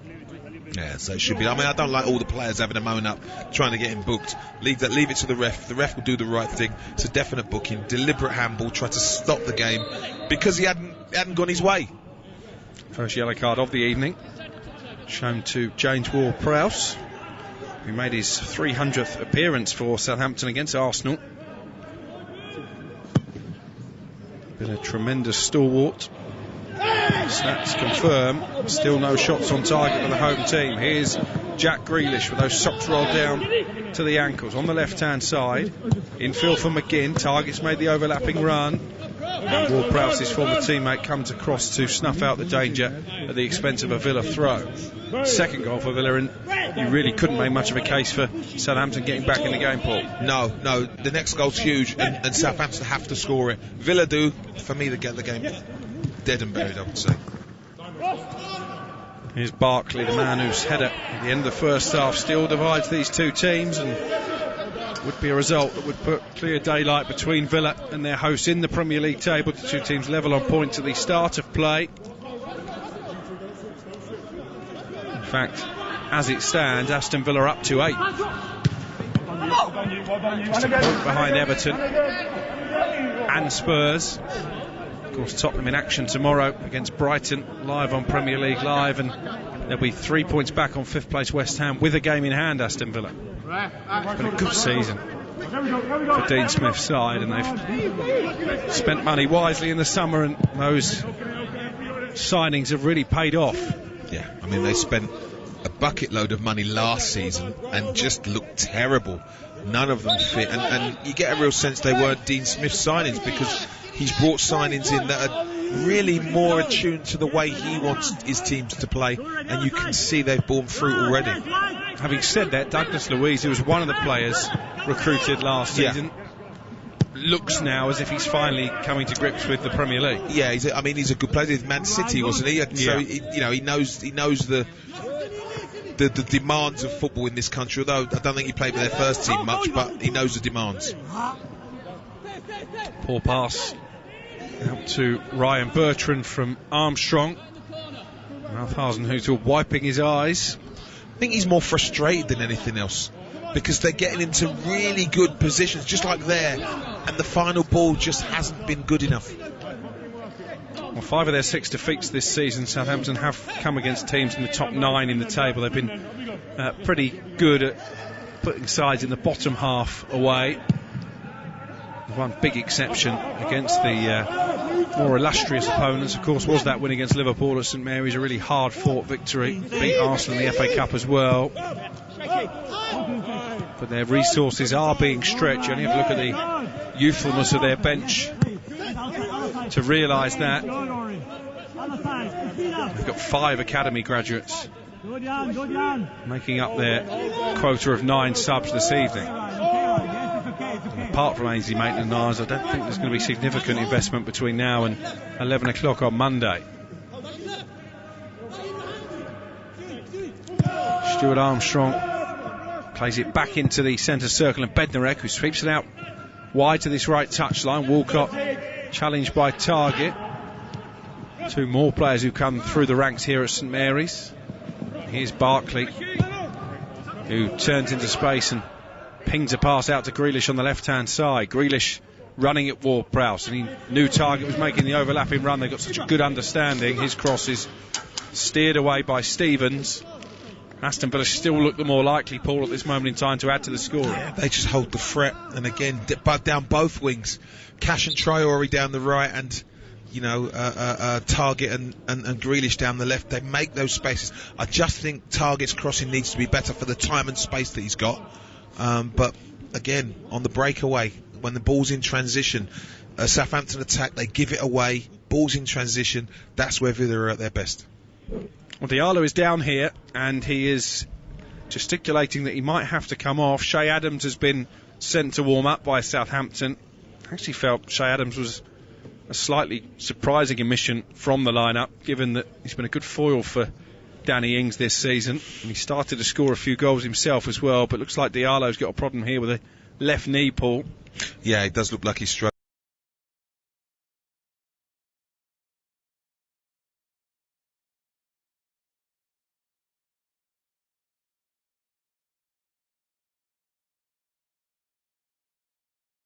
I've got to say, not sure what happened. I mean, he does make the odd tackle. I'm not quite sure what happened. I didn't really see anything happen, but it does look like it might be him coming. Actually, is it his hamstring? It looks like his hamstring. It's not knee. I can see he's got his knee up, and they're prodding his hamstring. So, if it's a muscle injury, not a surprise. The amount of games they have to play, but he'll be off. It's Moussa Djenepo actually, and not Adams, who is being readied. I feel his pain, Paul. I was out running this morning. I've run 50 miles in January. That's my target. And would you believe, on the very last mile, number 49, I felt my hamstring. Oh. And I thought that only happened to people who were quick, which doesn't really count for me. But no, got nothing to do with it at all. But they're painful, aren't they? Incredibly painful, and difficult to overcome sometimes. But you've done your 50 miles, so kudos and respect for that, because that's not easy. Thank you very much. Lost £13 in the process, as I'm sure you noticed. Even better. Yes, I did. Even better. Moussa Djenepo is coming on here, and Southampton haven't seen too much of him in recent weeks. Djenepo has missed the last 4 matches with a thigh problem. I like him. Yeah, I think we're still to see the best of him on a consistent basis, but the raw talent is there, isn't it? Yeah, he's unpredictable, and you like that in a side that's consistent and very, I suppose, methodical in the way they play. You know how Southampton are going to play to a certain degree. He gives you something that you really, defenders don't really know what he's going to do with the ball sometimes. Gareth Southgate, by the way, was in the crowd at the Emirates earlier. I wonder if he might have been tempted to come here to St Mary's instead. Plenty of possible England selectees out there. James Ward-Prowse, of course, has been a mainstay in recent squads. Danny Ings, likewise. Ross Barkley, Jack Grealish. I mean, in Barkley's case, has he got a chance to be in that squad for the summer? If he plays, if he keeps playing, he can play himself into it and give Gareth Southgate a headache, because he adds something different again. That's his goal, with the header at the end of the first half that still separates us. Yeah, Bednarek frustrated as he conceded a free kick there. They just can't get into any kind of rhythm here, Southampton. Credit Villa for that. It's been a scrappy game. I think that's played into Aston Villa's hands in some ways. And that was a clumsy tackle from Bednarek on Ollie Watkins. And a free kick for Villa, which Barkley and Traore are standing over. And Mings and Konsa come forward from the back once again. Tyrone Mings, always a threat in the air. Barkley with a clip cross, Watkins with a header. He's got to have been offside. He may have been offside. The flag goes up eventually, but Should have got the header on target, Watkins, from 12 yards out. Yeah, they're all standing in offside position. Southampton decide to just stay on the line. There must have been a shout, and then move after the ball's been struck, and there's 3 or 4 Villa players offside, and he doesn't get enough on it. So it's always going wide. It's a brave ploy, isn't it, for a defending team to keep such a high line, but it worked to good effect there. Yeah, because you know that some of the Villa players are going to gamble. Grealish pokes it forward to Watkins. Watkins into the penalty area. Grealish has continued his run. Can he be found by Watkins? Not quite. Oriol Romeu saw to that. Grealish trying to win it back for Villa, but Romeu just scoops it out of play for a throw on this near side. It was good interplay between Watkins and Grealish. Throw in taken quickly by Target. Picked up by Grealish on the touchline, but passes it straight to Ward-Prowse, and then Walcott away for Southampton. Who trail 1-0 with 62 minutes played. And James Ward-Prowse has played the ball out, I think, because Walcott now is down injured, and they're dropping like flies for Southampton all of a sudden. Yeah, they are. Again, it looks like a muscular problem. It does, but I get a sense that he knocked that out because he was struggling, Ward-Prowse, and just saw that very quickly. Saw Walcott limp, but it does look like he's in a bit of trouble. Well, he himself is wearing cycling shorts, isn't he, underneath his black Southampton shorts, presumably to protect his hamstrings. I'm just going to watch it here, and he's pulled up, and it's another hamstring problem, I think, as he tried to get away from target, and that's bad news indeed. Yeah, muscle injuries are it's pulled up sharp, so he's not. There's absolutely no way he's going to stay on. Then, type of player he is, who relies on mobility and agility at pace, that dynamic sort of movement. If you've tweaked your hamstring, time to come off. 27 minutes remaining. Southampton 0, Aston Villa 1. But having already lost Diallo to a hamstring injury, Ralph Hasenhüttl is now going to have to replace Walcott as well. And they're mounting up these injuries. Walker-Peters sideline, Vestergaard. Oh, that doesn't look yet good. To return to training, and Theo Walcott looks in a lot of pain here. He is walking off.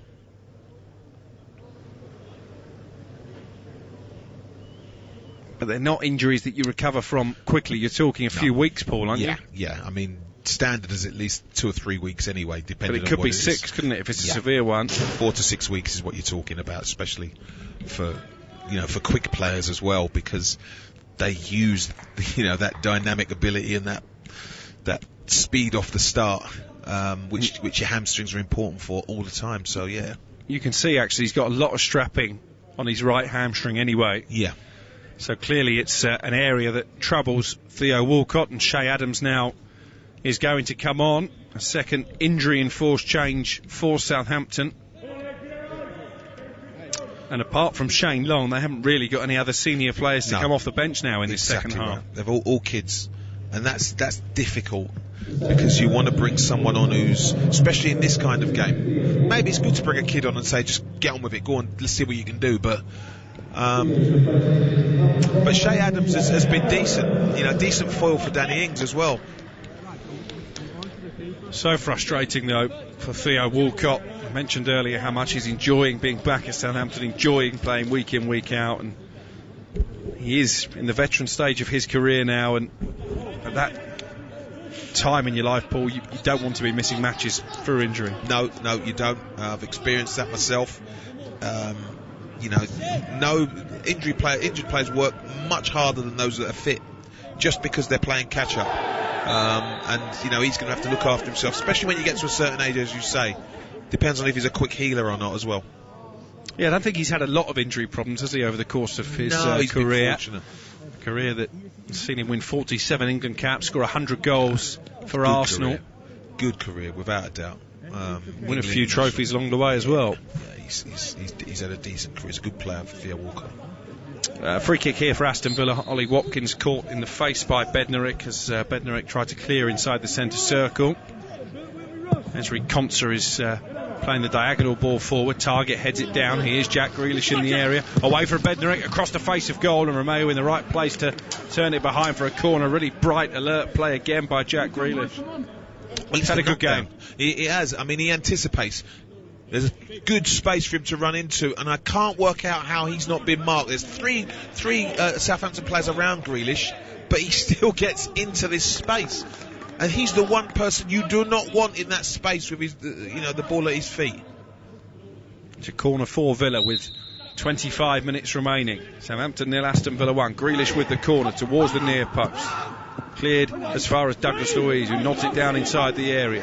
Away by Romeu, but Cash keeping Aston Villa on the front foot here. And then Traore's cross to the far post is easily picked off by Armstrong. And now Redmond on this right-hand side. Another change of formation, change of system for Southampton, with Adams and Ings together up front. Redmond on the right-hand side of the midfield, and Armstrong on the left.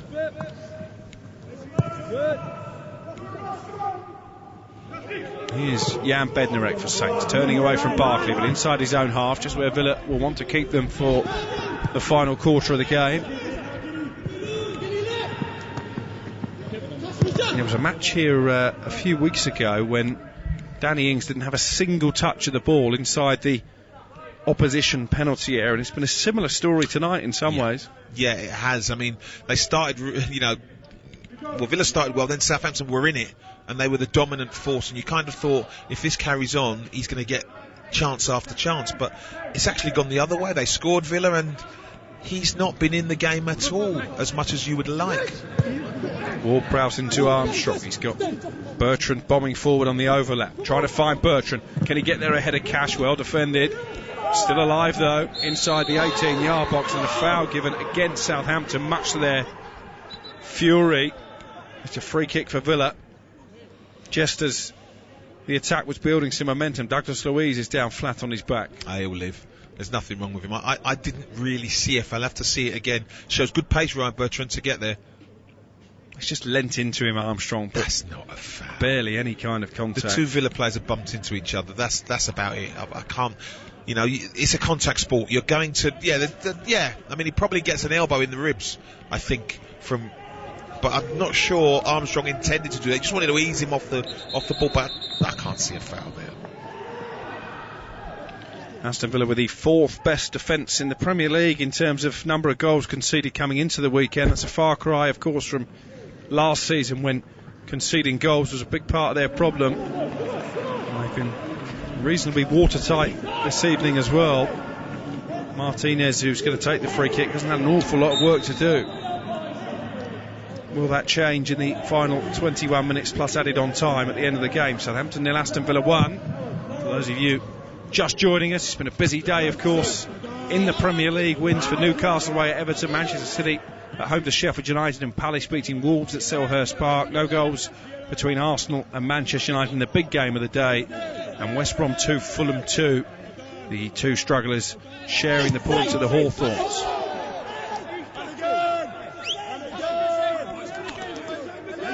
It's a throw in for Southampton, which will be taken by Ryan Bertrand. Fair bit of needle, I think, out there, Paul. Good to say. There is a little bit, isn't there? Oh!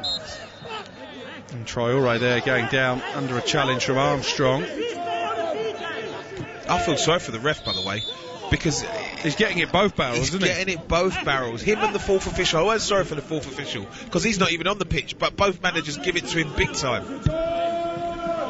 I've said before, the fourth official's role is almost like a marriage guidance counsellor, isn't it? It really is. With no control. Yeah. And all the blame. Absolutely. The free kick actually has gone Southampton's way. Come on, guys, come on! Ralph Hasenhüttl again urging his team forward. Bertrand with the delivery, cleared by Douglas Luiz. Here's Gineppo trying to add a bit of spark to proceedings. Danny Ings forward to Shea Adams, who's onside. Shea Adams, great save, Martinez. He's onside, yeah. It's a good save from Martinez. He looks like he's hurt, though. I think he's been caught on the follow-up as Adams tried to turn in the rebound. He was entitled to go for the ball. Cash is down as well. It's like a war scene inside that penalty area. But a really smart save from Martinez. Really the first time that he's been called upon. It was Gineppo who just worked a bit of space on the edge of the area. And then Danny Ings with a through ball. He was onside. That's a great ball from Danny Ings, I've got to say. Not seen enough of that from him. Took it first time. And Martinez reacted well down low to his left. Yeah, I think he's been stood on inadvertently by, he's been stamped on. He's been stamped on, yeah. On the left hand. But he's back on his feet now, Martinez, and punching the ball away. They're made of strong stuff in Argentina. He's all right. Oh, wow. That was almost Under hit back pass from Bertrand to McCarthy. McCarthy reacts to it, clears it upfield, and then the cross from Ward-Prowse turned behind for a corner. Absolutely incredible. That's gone from a back pass to McCarthy that you think Ollie Watkins is going to get on the end to. Seconds later, Armstrong is crossing the ball in the Aston Villa box. End-to-end stuff. The game is open. Just how we like it. 18 minutes to play. Ward-Prowse with a corner. Southampton searching for an equaliser. Watkins has headed that back towards his own goal, and Martinez was fouled by Romeu, who puts the ball into the net with Martinez down, but it won't count. Free kick for Villa. Doesn't have to foul him. Cannot work out why. I mean, there's very minimal contact again. Not a I just don't know. If that's a foul, I've got to say. He goes down really easily, Martinez. As we watch a replay of the save, he stayed on his feet there for as long as possible, Martinez, to make himself big, and possibly if you were going to criticise Adams, you would say that he put the shot too close to the goalkeeper, but it was still a smart save. It's good play. I mean, it's you have to remember Tyrone Mings is very close to getting a tackle in, so he's just hit it with whatever's available, which is a flick with the outside of his foot. Shay Adams. 4 goals this season, Shay Adams, matching his tally for the whole of the last campaign. And of course, he's got a bit of history with Aston Villa as a former Birmingham player. Played in 6 second city derbies, didn't win any of them. So not a particularly lucky omen for Saints, but they've got a corner here. Matt Targett with a tackle to stop an attack led by Gineppo. A solid return to St Mary's for the Southampton Academy graduate, making his 50th Aston Villa start this evening, Matt Targett. And you're hoping this is an outswinger, because in-swingers keep going into Konza and Mings, and they're heading everything away. James Ward-Prowse with the delivery into the 6-yard box. Grealish with a flicked header clear, and McGinn there ahead of Bertrand, and he's grappling with Gineppo, and handball. Well, McGinn is apoplectic. The decision went against him. Bednarek surrounding the referee immediately. It did hit his arm. It's hit his arm, and that's what the free kick has been given for. I don't think it was a foul on Gineppo. No, he's just stronger, but it's hit his arm, so it's end of. Gineppo down the line for Redmond into the penalty area. Looked up to maybe contemplate cutting the cross back. Finds Ward-Prowse, guides it into the box over the head of Danny Ings, and here come Villa on the counter. Jack Grealish going up through the gears, and suddenly it's 3-on-3. Still Grealish carrying the fight for Aston Villa into Watkins inside the penalty area. Oh, he's shown far too much of that to Romeu. Just runs into the Southampton midfielder, and Romeu pokes it clear. One back by Watkins though. Looks a promising position for Villa. Before the wrong decision really from Watkins. It was, and I think Grealish went the wrong way as well. I really do. I think McGinn made a good run. Maybe play it out there. But this is the game of poker, if you like. The more Southampton gamble and commit bodies forward, the more they could be hit on the counter. And Villa certainly have the attacking quality to do that. Here is Gineppo, the bleach blonde haired Gineppo, running towards the penalty area into Nathan Redmond to Armstrong on the edge of the box, who can shoot from distance, but he can't get that one on target, and it's a goal kick for Aston Villa, and we move into the final 15 minutes. It's still 1-0 to the visitors. Good play. Gineppo plays it in to Redmond just inside the box, and it's a decent attempt, but the ball's just never going to come round, never going to curl enough, and that's what it's been like, a little bit like for Southampton today when they've got in and around Villa's goal with a sniff of a shot. Just the quality hasn't been quite there. They've huffed and they've puffed. They've got there on numerous occasions, but I think Hasenhüttl will be disappointed with the end product. Aston Villa closing in on a victory that would move them into the top 8 in the Premier League table. Here's Watkins trying to double their lead. Finds Traore on the edge of the area. Traore with a left-footed shot low towards the corner. Watched behind by McCarthy. And perhaps disappointed there, Traore, not to hit the target. It's given someone offside. I'm not quite sure. But as you just said, as they throw more people forward, Southampton, the holes are there. And that simple ball over the top for Watkins, he couldn't get it down quick enough to be able to get away from the defender, which is why he passed it to Traore, who scuffed it wide. Some difficult looking games coming up. Aston Villa at home to inform West Ham on Wednesday.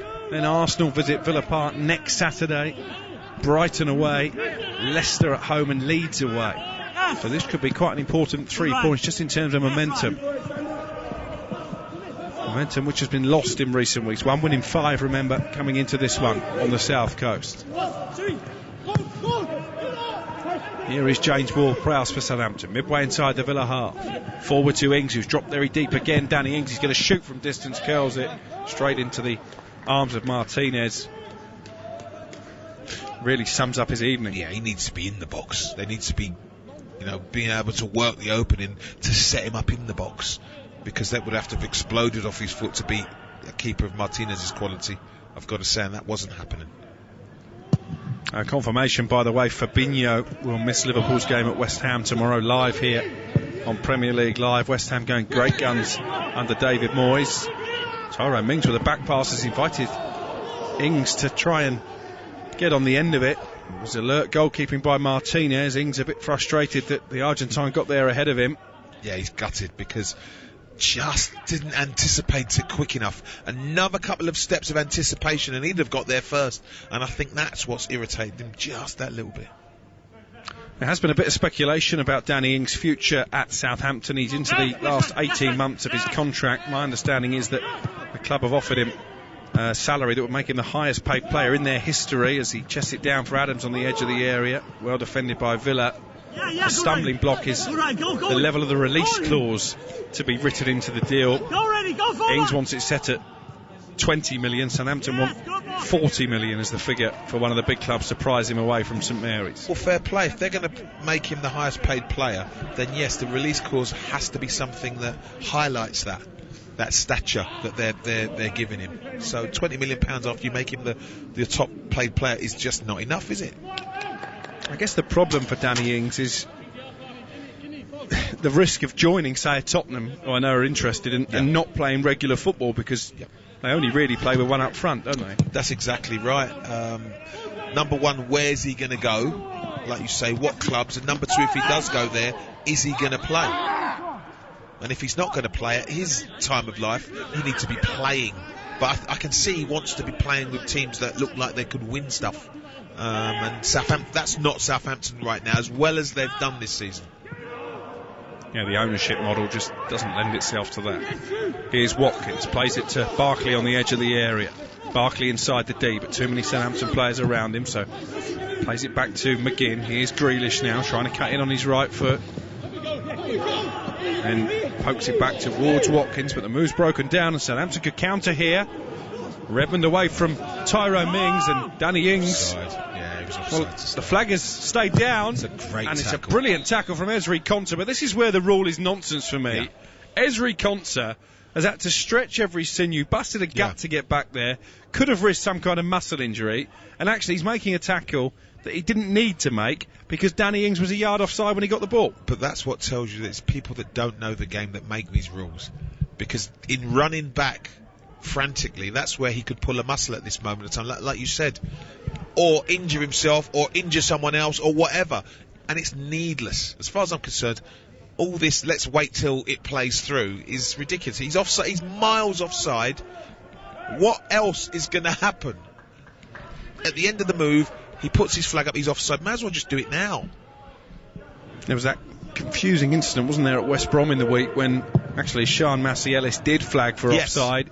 Referee played on. Some of the West Bromwich Albion players had clearly stopped, which I know is the golden rule not to do that. And in fairness, it was Cancelo, wasn't it, who just smashed the ball into the corner and the goal stood because he wasn't offside. Well, they shouldn't stop. I mean, and I heard Sam Allardyce sort of saying, asking people to play to the whistle is rubbish. And from about the age of 8 or 9, where you take football seriously, that's what you're told to do. Play to the whistle, that's what you're told to do. Part of being professional. See the situation out, then have a moan up at the ref. John McGinn is on his hands and knees off the pitch, having been caught by a challenge from Shea Adams. Ralph Hasenhüttl had no sympathy at all and was imploring his players just to take the throw and get on with it. It's the truth, play on. He looks like he's struggling a little bit. And Ralph Hasenhüttl now deep in conversation with Dean Smith to his right. If you're an opposing manager, you must end up with a headache having spent 90 minutes next to Ralph Hasenhüttl. He doesn't stop, does he? And for players it's hard as well, because normally you'd have 25,000-30,000 fans in, so you wouldn't hear him. They can't use that excuse now, can they? Absolutely not. And you know what? When someone is constantly screaming and shouting, it can be really distracting. It really can be, because you've got this ringing in your ears all the time. Sometimes you just don't want to hear it. Let me make the decision. Here is Gineppo down the right-hand side. A couple of step overs as he takes on Target. The Target stands tall and concedes a corner, but the assistant spotting the last touch was off Gineppo. Goal kick for Villa, and the clock runs down a bit more. 8 minutes to play, 1-0 Villa lead. And Target is defending beautifully, because all the step overs, the technique about the step overs is it's to make the defender move to the right or left.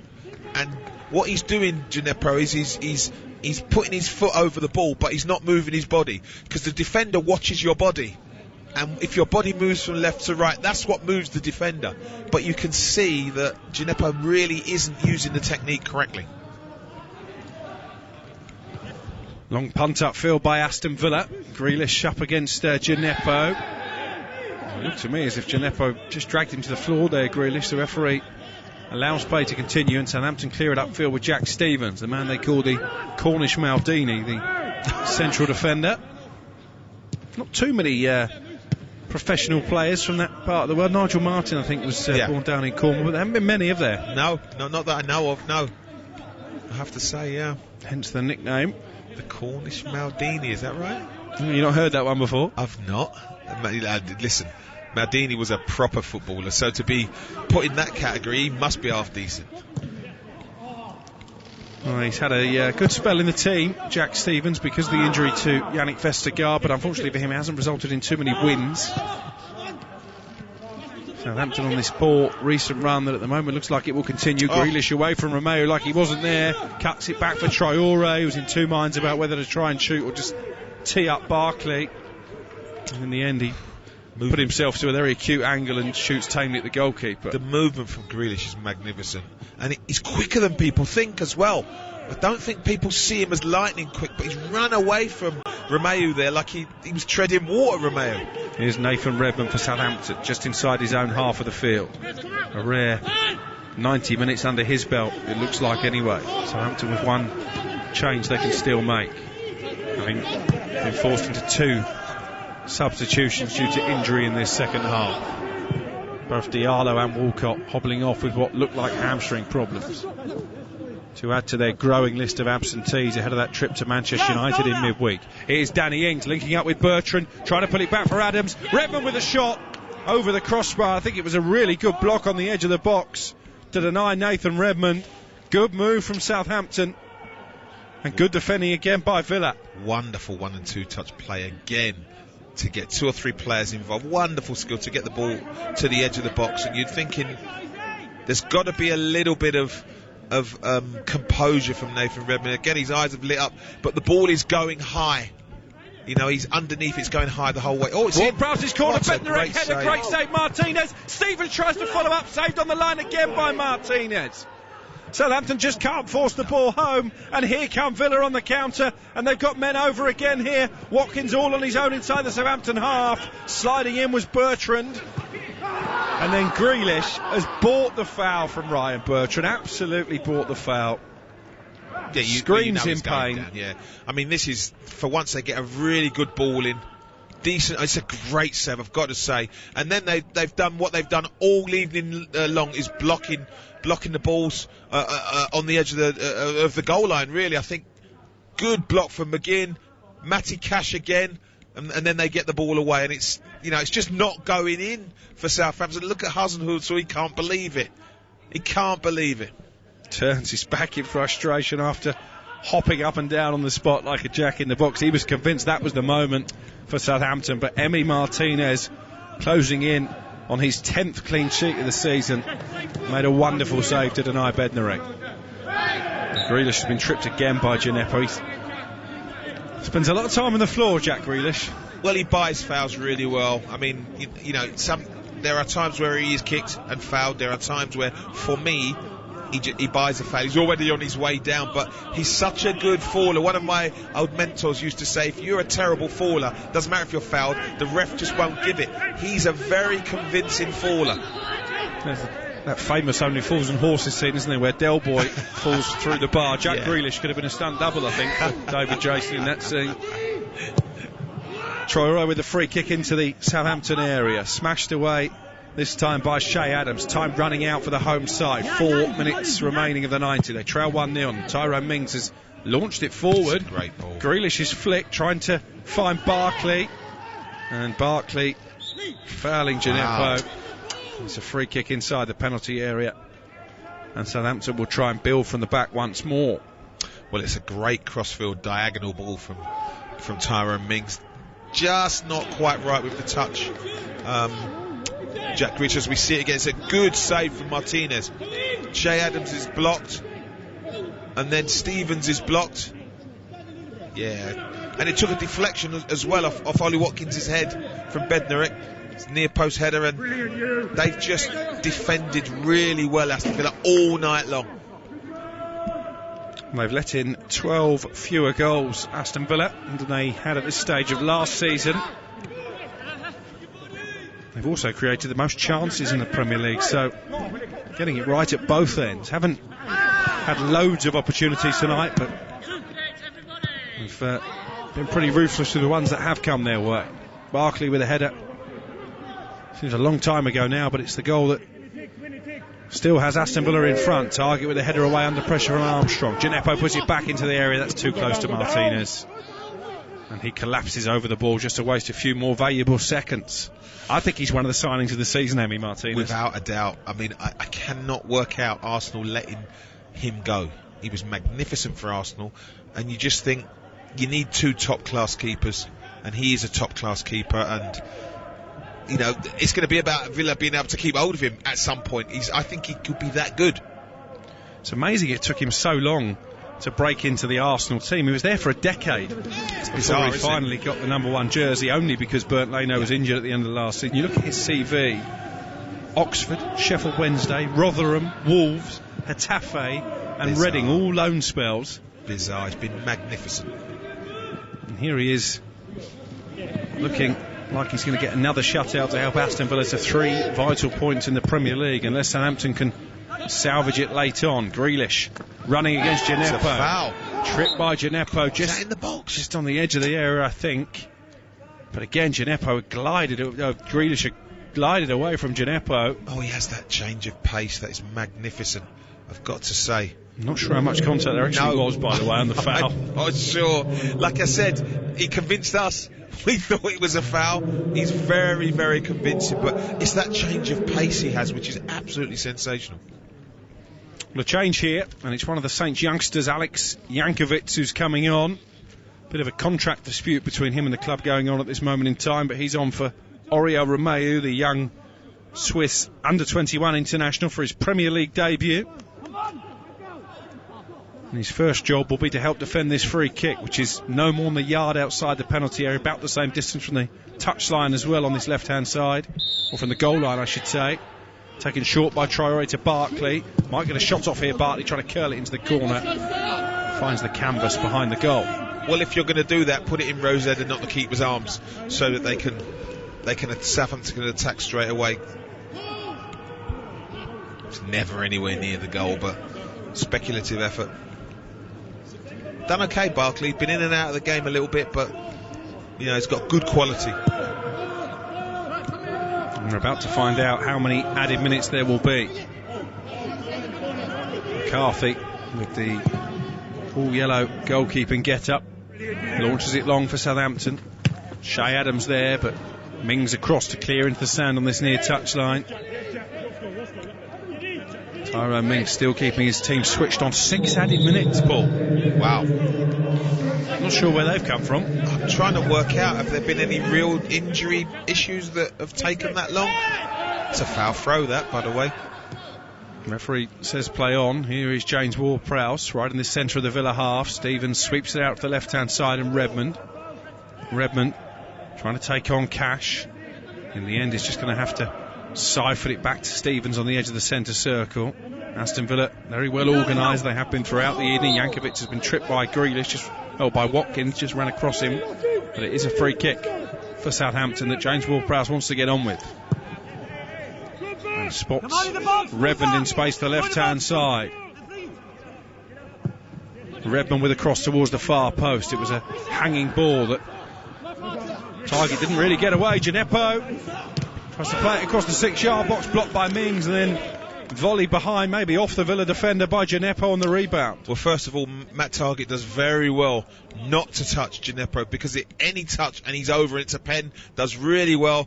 Not the greatest cross. There's a crowd scene on the penalty spot. Gineppo should pull that back. There's 2 or 3 free Southampton players, but he doesn't see it. I think that's poor play. He's got to show a little bit more composure, set it back. He's playing along the goal line where all Villa's players are. So, but again, this is what Hasenhüttl will be disappointed in. They've got into great positions, just not shown the composure to be able to finish it off. Shake of the head from Ralph Hasenhüttl as that chance went begging. Goal kick taken by Martinez. And here's Ollie Watkins 10 yards inside Saints territory. McGinn out to the left and Grealish, who's hugging this near touchline.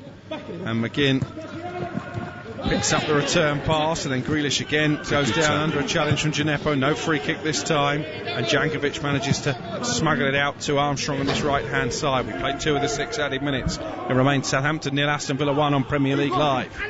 And it's just picked up pace again, and this is all about Southampton. We've got to get on with it now. Gineppo's taking too long. We've got to get on with it. Armstrong trying to turn away from Matt Target. McGinn out-muscled by Adams. And that's a good ball. It's a brilliant ball into Danny Ings, who couldn't bring it under his spell. He would have been one-on-one with the goalkeeper. Here's Redmond in the penalty area. Danny Ings just not quite alert there as the ball came in, and it's cleared away by Matty Cash. Here's Ward-Prowse now, 2 yards in from the touchline. You do sense they might get one last big chance before the game is out here, Southampton. Adams grappling on. There's a great effort by Bertrand. Great save, Martinez, and turned in by Danny Ings from inside the 6-yard box. He's given offside. But the flag is up. Well, this will go to VAR. It was a brilliant save again by Martinez to keep away the stinging effort from Bertrand initially. And was Danny Ings offside as he tucked in the rebound? So all you can assume is that Danny Ings is offside as the ball struck. Oh, that's not offside. Oh, no, you can't. Oh, no. His hand is offside. Come on. That's not offside. You're talking about his hand being offside. Well, we had an incident, and our producer Jeremy will confirm this. I think it was Patrick Bamford, wasn't it? Away from home, Leeds against Palace. And he was pointing where he wanted the ball to be played in. Therefore, his arm was in an offside position, and it was ruled out. You can't score with your arm. I just don't understand. It's going to be given offside. Well, I think they're looking at the T-shirt line here, because obviously handball is from the T-shirt line down. That's another of the interpretations that's come in this season. So he's offside. Is the T-shirt line offside, more? They're going to give it offside. I mean, it's ridiculous. It's his arm. And offside is the decision. And Danny Ings can't believe it. Puts his hands over his head. And that might just be the last big moment for Southampton. But the geometry set has come out at Stockley Park, and Mike Dean, who's had a fair old bearing on this game, has decided his arm was offside. Ralph Hasenhüttl looks like he's about to explode. Well, so he should be. They've been done twice now, haven't they? And it's just criminal. It really is. I mean, your arm is offside. Wow. I guess you could say it was a good spot by the assistant referee. Yeah, I suppose you could say that, but his arm is offside. His arm is offside. Oh, dear. Did you not know the T-shirt line one either? No, because I don't think it makes a difference. The T-shirt line. Oh, honestly, dear. There's been so many rule changes, even mid-season. It's quite incredible. I just think it's poor. I really do, and it's costing games now. It's costing points. This has cost Southampton at least a point. There's no disputing that. These 2 decisions, and the game is now not about the 22 players on the pitch. Sometimes we're into the last minute of 6 added on. Southampton, in fairness, have had a really good fist at it late in the game. I suppose you could question where this attacking intensity and desire has been for the majority of the evening. Yeah. Well, this is what desperation does, to be truthfully honest. It changes you, and you start to take risks. And you know, I think this should have happened so much earlier. They've left it so late to really show that desperation to want to score. Well, it doesn't look like we're going to see Aston Villa's new signing from France, Morgan Sanson, tonight. They have made a change just to run down the clock. Marvellous Nakamba is coming on for the goal scorer, Ross Barkley. Bertram with a long throw into the area. You may have heard Ralph Hasenhüttl just making sure the officials were going to add on another 30 seconds because of that change.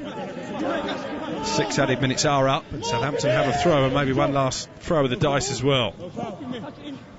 Redmond with a cross into the area, but it's gone behind for a goal kick. Yeah. He's frustrated. Southampton are frustrated, but it's going to be a win for Aston Villa away from home, and a win that will take them into the top 8 in the Premier League tonight, Paul. And that's been the difference, that one bit of quality for Villa that put the ball in the back of the net. That's just been the difference tonight. They've had a lot of the ball in and around Villa's penalty area, but just haven't had the quality. And when they have done, it's offside. Goal kick taken by Martinez. We've now played almost a minute on top of the 6 added. But here's Jack Grealish, picked out by McGinn inside the penalty area. He's not even thinking about a second goal, though. He's just trying to hold it up now down by the corner flag. Grealish with mud all over his sky blue shorts. Finds McGinn on the byline. This is sensible play from Aston Villa. Good game management, and poked out of play by Jankovic for a throw. We're into the 98th minute of the game. Aston Villa lead 1-0. Surely they're not going to play on for too much longer. Grealish with a throw into McGinn, and there is the full-time whistle. Victory for Dean Smith and for Aston Villa. The goal from Ross Barkley 4 minutes from the end of the first half, enough to take Villa into the top 8 in the table and get them back to winning ways after their recent blip, particularly away from home. Southampton, though, will point to 2 key decisions. One right at the start of the game, a handball by Matty Cash, not given as a penalty by VAR, and then Danny Ings offside by the smallest of margins when he believed it equalised in stoppage time. Full time at St Mary's, where Southampton's poor run continues. Southampton 0, Aston Villa 1. This is Premier League Live. Prowse plays it forward to Ings. He just flicked it around the defender and pulls it back for Armstrong, and well, they're screaming for a penalty. Southampton. Armstrong convinced. It was hooked behind in the end, I think, by Cash. At the moment it's a corner. Armstrong with a shot, and it was blocked by the arm of Cash. I think that's handball, by the way. It was down by his side. No, I think that's handball. Well, this surely is going to be a penalty, isn't it? Well, I can see no reason why not. No handball is the decision. Wow, they've given the offside. Wow, that's not handball. Okay. It's Grealish with a cross into the area. Barkley with a header, and Aston Villa take the lead. With 5 minutes of the first half remaining, Southampton caught napping at the back. Grealish the provider, and a thumping header from Ross Barkley. I'm looking at him thinking, is he gonna be able to get to that? Ross Barkley does. He gets to it, and it's a great header. Here's Gineppo trying to add a bit of spark to proceedings. Danny Ings forward to Shea Adams, who's onside. Shea Adams, great save, Martinez. Really smart save from Martinez. Really the first time that he's been called upon. Oh wait, Ward-Prowse's corner, Bednarek header, save. great save, Martinez. Stevens tries to follow up, saved on the line again by Martinez. Southampton just can't force the ball home. Adams grappling on. There's a great effort by Bertrand. Great save, Martinez, and turned in by Danny Ings from inside the 6-yard box. He's given offside. But the flag is up. Oh, that's not offside. Oh, no, you can't. Oh, no. No. His hand is offside. Come on. So a controversial victory then for Aston Villa. 1-0 winners here at Southampton. Ross Barkley with the thumping header from a Jack Grealish cross. 4 minutes from half-time. Villa leapfrogging Arsenal and Chelsea up to 8th in the table, just a point behind Everton and Spurs now. Southampton stay 11th, but it's 1 win in 8 now for Ralph Hasenhüttl's side. Elsewhere today, wins for Newcastle, for Manchester City and for Palace. Honours even between Arsenal and Manchester United. Finished 0-0 at the Emirates, and 2-2 between West Brom and Fulham, a point that helps neither side really. More games to come tomorrow, 4 in total. Chelsea-Burnley gets us underway at midday. Thanks for your company. You are listening to Premier League Live. Stream Leicester v Leeds and West Ham v Liverpool this Sunday, live with the Now TV Sky Sports Pass. The team that's been in electrifying form. With Now TV, you can stream a whole month of live Premier League action or only pay for the games that matter to you with a day or month pass. It's your sport on your terms with Now TV. This is not the time for business as usual. It's time for effort and imagination. It's time to use technology to start your online plans. It's time to work from home to stay in touch. It's time to look to each other. Scoá Céile. Ireland is working online with help from Black Knight and .ie, because now we need better than business as usual. Call Black Knight on 059 918 3027 or visit blackknight.ie. As we know, keeping active and looking after your well-being is challenging right now. At Harvey Norman, we have the latest range of connected fitness and health products to help you understand more about your health, everyday stress, sleep patterns, and more. Like the TicWatch GTX smartwatch, packed with key features, including a unique bezel design, fitness tracking, sleep monitoring, and a long battery life. Available now for only €99. See harveynorman.ie for our full range of connected fitness and health products. Available for home delivery or click and collect. Welcome back to Cadbury's Find a Legend, Win a Legend. What a competition, Ian, and they've just got to pick up a Cadbury pack for the chance to win. They could score Petr Cech's incredible VIP weekend at Chelsea, or there's Robbie Fowler's luxury Liverpool experience. Or a VIP match day with me, Gary Neville. Result. Find a Legend shirt inside your Cadbury pack to win big. Plus thousands more prizes at legends.cadburyfc.com. T's and C's apply.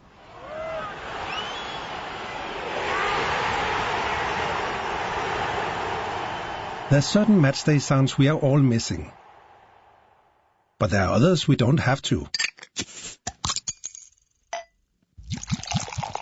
Is Carlsberg Pilsner the best beer to enjoy while watching the match at home? Probably. Carlsberg Pilsner, probably the best beer in the world. Enjoy Carlsberg sensibly. Visit drinkaware.ie. Grant has been providing reliable, efficient and affordable home heating technology for over 40 years. From the award-winning Grant Vortex condensing oil boiler to the highly efficient Arona heat pump, you can trust Grant to heat your home. Think heating, think Grant. Visit grant.eu. Ronaldo and Messi, a rivalry for our times. But like everyone striving to be best in their field, they need each other. They drive each other on. Like me and Mick, the other voiceover guy. Right, Mick? Toothpaste. It's paste for your teeth. He's so annoying. Well, something that is unrivaled is Paddy Power's offer of a free bet if one leg of your 4+ fold ACCA lets you down. Paddy Power. Stay in your lane, Mick. Max free bet €10. Min odds 1 to 5 on each leg. Online exclusive. Excludes enhanced match odds. T's and C's apply. 18+. Need help? Visit gamblingcare.ie.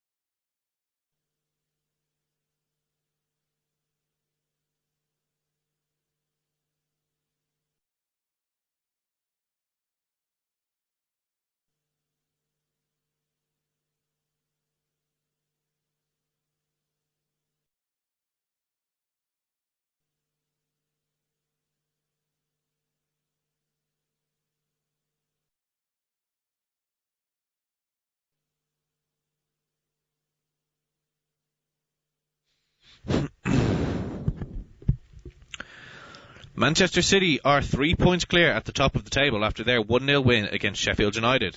Gabriel Jesus netted early in the first half for Pep Guardiola's side, who have won 9 out of 9 of their games in all competitions since the start of the year. In the standout fixture of the day, Arsenal held Manchester United to a goalless draw in North London. Both sides had opportunities to win the game, and Gunners boss Mikel Arteta says the result was probably fair on the balance.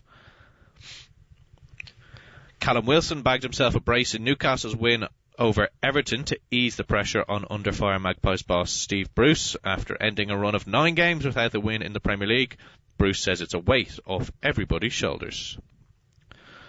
Elsewhere at the bottom, West Brom and Fulham shared a 2-2 draw, and Wolves' poor form continued. They lost 1-0 away to Crystal Palace. And in the evening fixture, Aston Villa edged out Southampton at St Mary's, courtesy of a header from Ross Barkley.